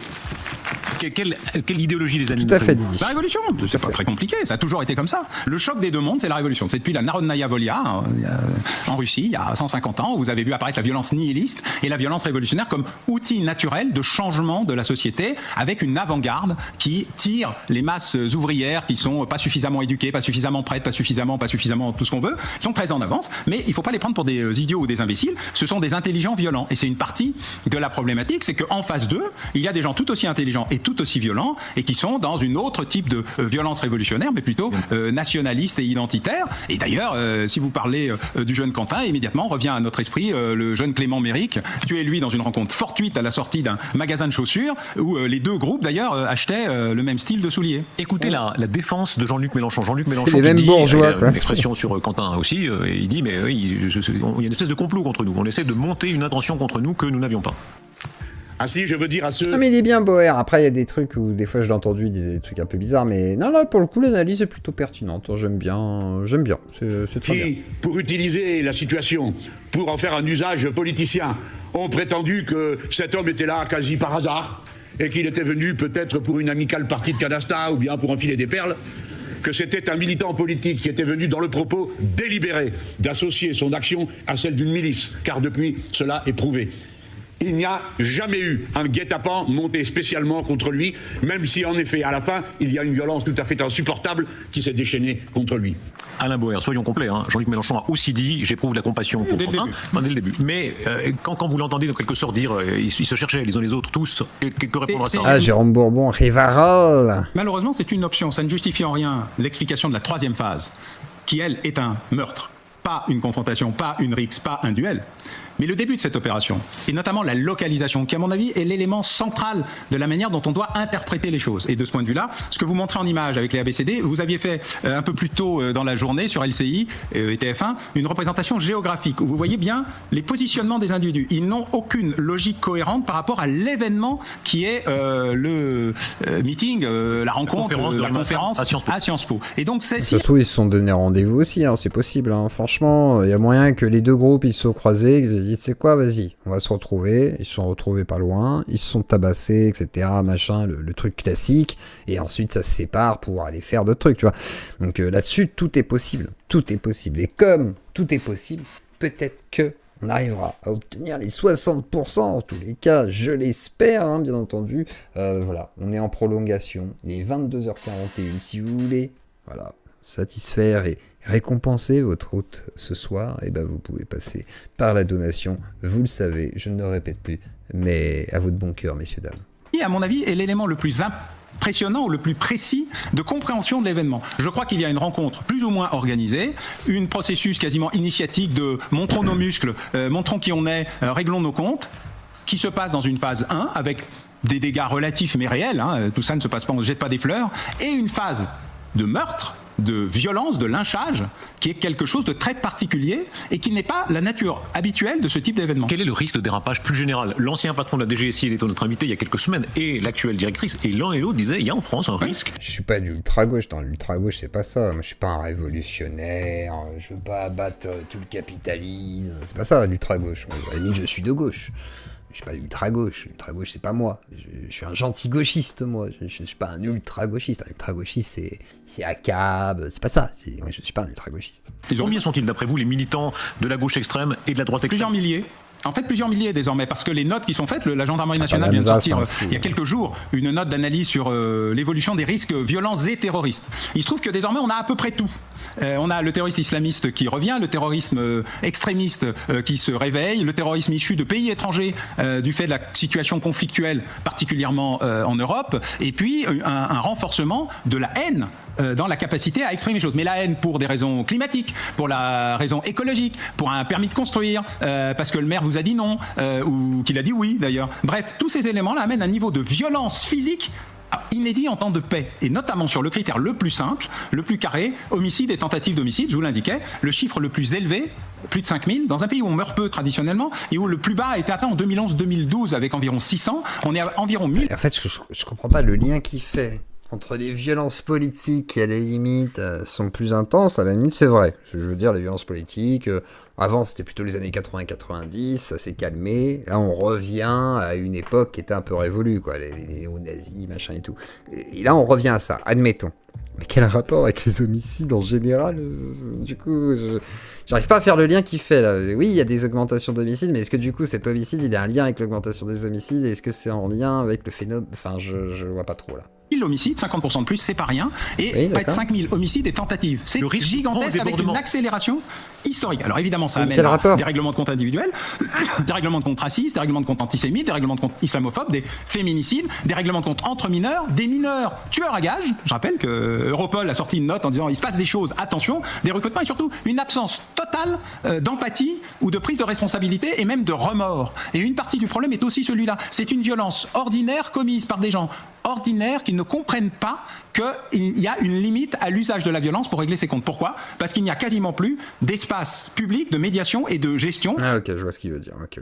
Tant l'État s'est retiré de l'essentiel de ses missions. Oui, donc en gros, c'est de la faute de l'État. Et non, je suis d'accord. Ok, je comprends mieux son analyse. Je vois le lien qu'il fait entre les deux. J'ai compris la liberté.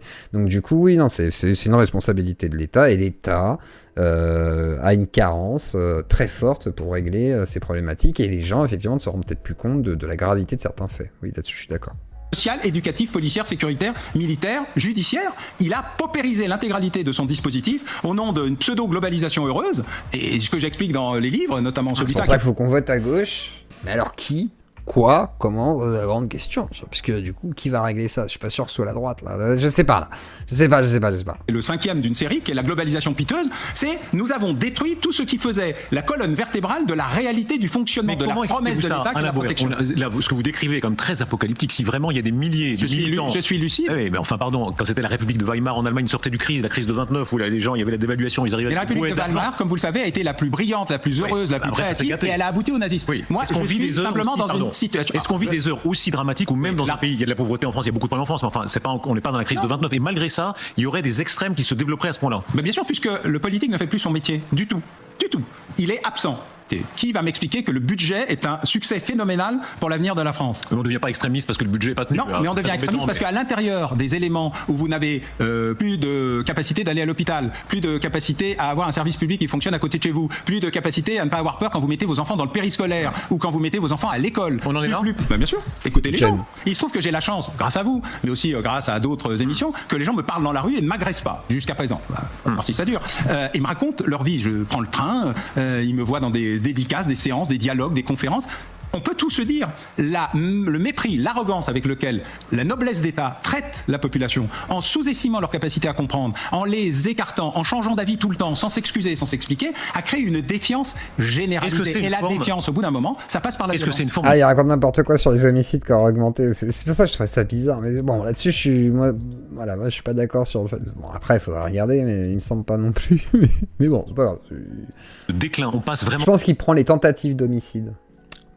Ce qui n'est pas exactement pareil. Je crois que oui, il y a peut-être une augmentation des tentatives d'homicide, mais il n'y a pas eu une augmentation des homicides en eux-mêmes, quoi. C'est des homicides ratés ou des homicides soignés, je sais pas.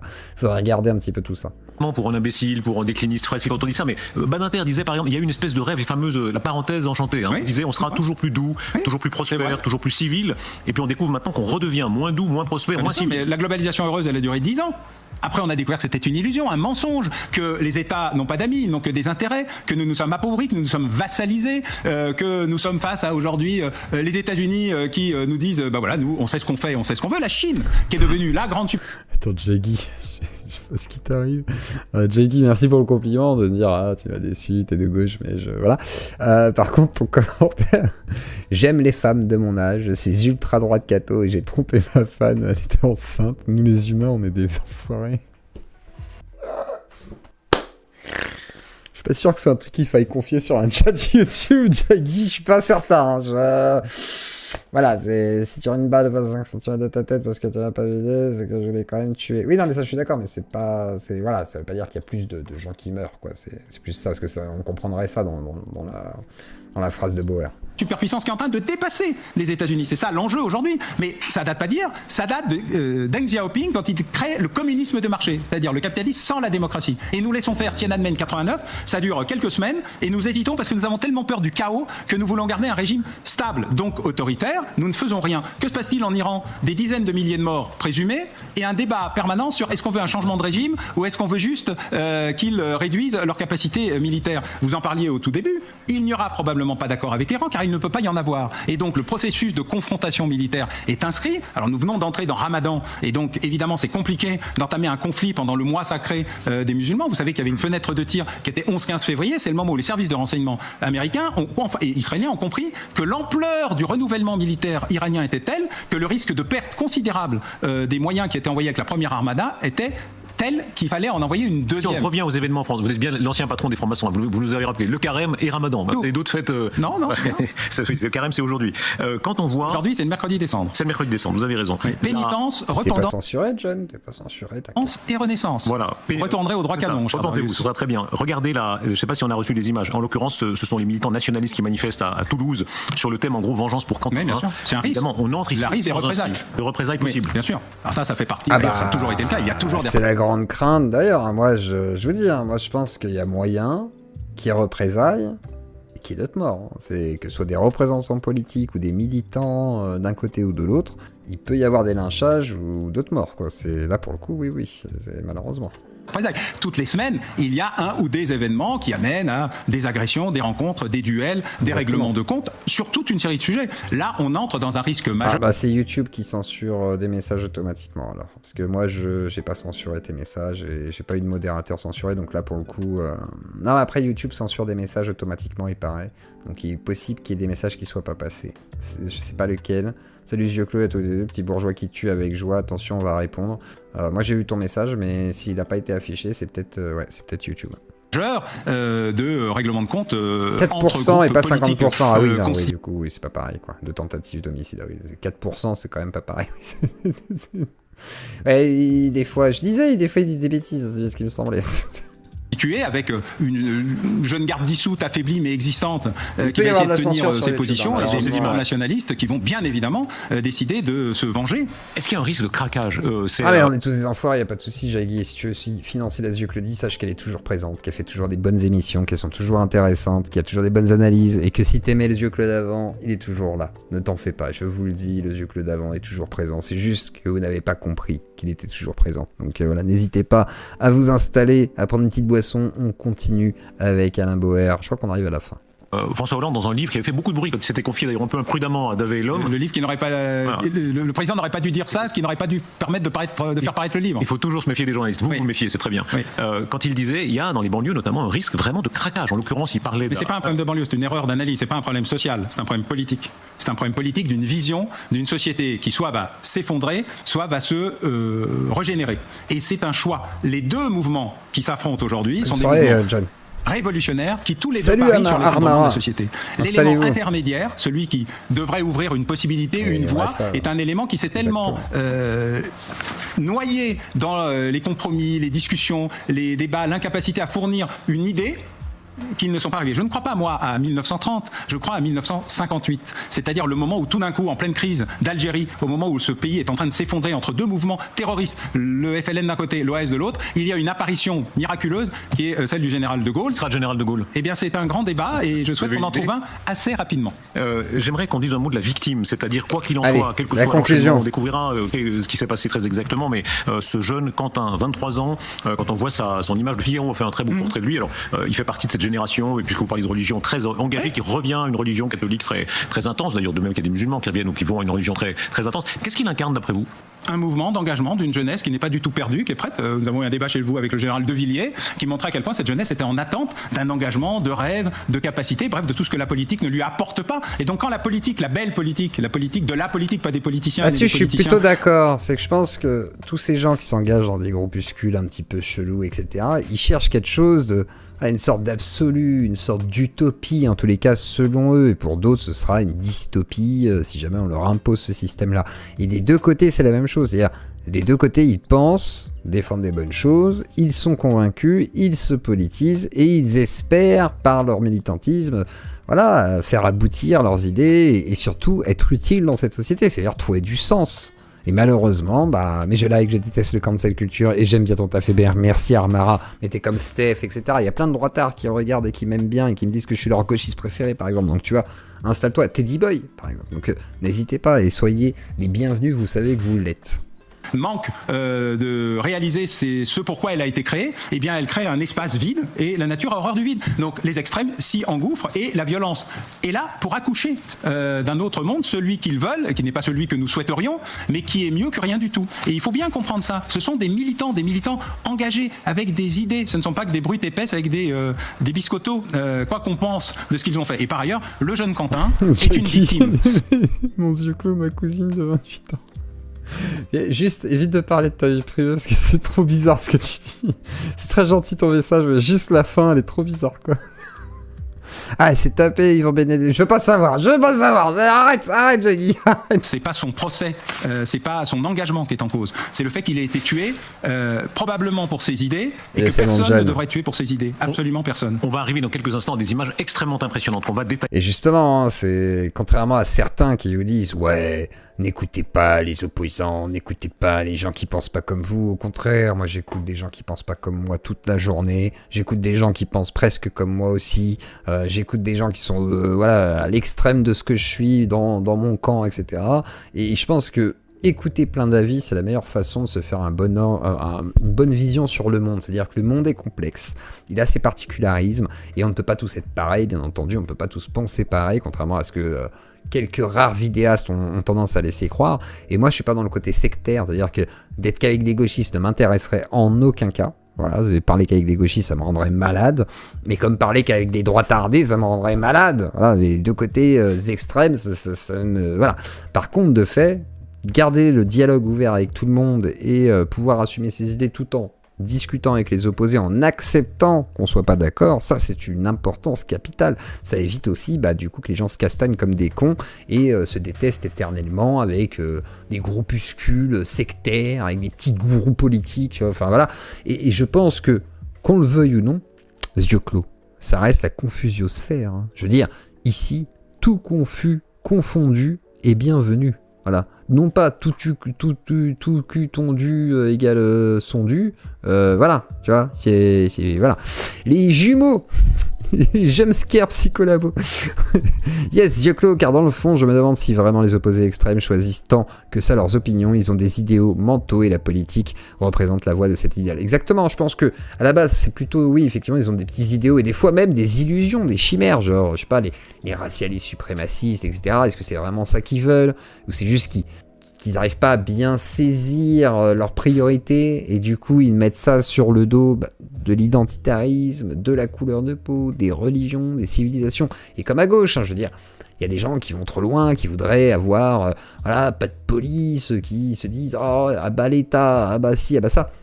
Aujourd'hui, en tous les cas, si on veut être réaliste et faire de la politique concrètement, défendre une utopie, c'est bien. Moi, je suis un utopiste. Je suis quelqu'un de très utopiste. Je suis contre le capitalisme, machin et tout. Par contre, politiquement, je suis beaucoup plus pragmatique. C'est-à-dire, il y a un monde qui est là, qui s'impose à nous. Il faut faire avec et faire en sorte qu'il soit le moins désagréable possible pour une majorité de gens. Voilà. Pour moi, c'est comme ça que je le vois. Après, mon utopie, elle passe derrière. Je sais très bien que je vais pas casser le capitalisme et que jamais ça n'arrivera de mon vivant. Voilà. Donc, dans l'idée, je sais même pas si ce serait la meilleure des choses. Ça se trouve, on ne saurait pas faire mieux, qui sait. Mais ce que je veux dire par là, c'est que dans l'idée, il faut avoir aussi une part de pragmatisme malgré ses idéaux. Et ça, les militants les plus revanchards et les plus engagés, ils sont pas là pour avoir... Voilà, ils sont dans l'absolu. On est des fois, parfois, pas tout le monde, hein, je connais des gens qui sont des vrais militants politiques, qui sont pas à ce point-là, mais certains, on est dans le truc un peu religieux de l'absolu à atteindre, le firmament, et que à défaut d'atteindre le firmament, il y a le martyr qui amène aussi à ça. Et c'est pour ça que Quentin, comme Clément Méric, etc., sont un peu des martyrs de leur cause, et malheureusement servent à galvaniser finalement ceux qui croient en ce firmament et en cet absolu défendu par les idéologies. Et les idéologies peuvent tuer. Et oui. Et oui, et oui.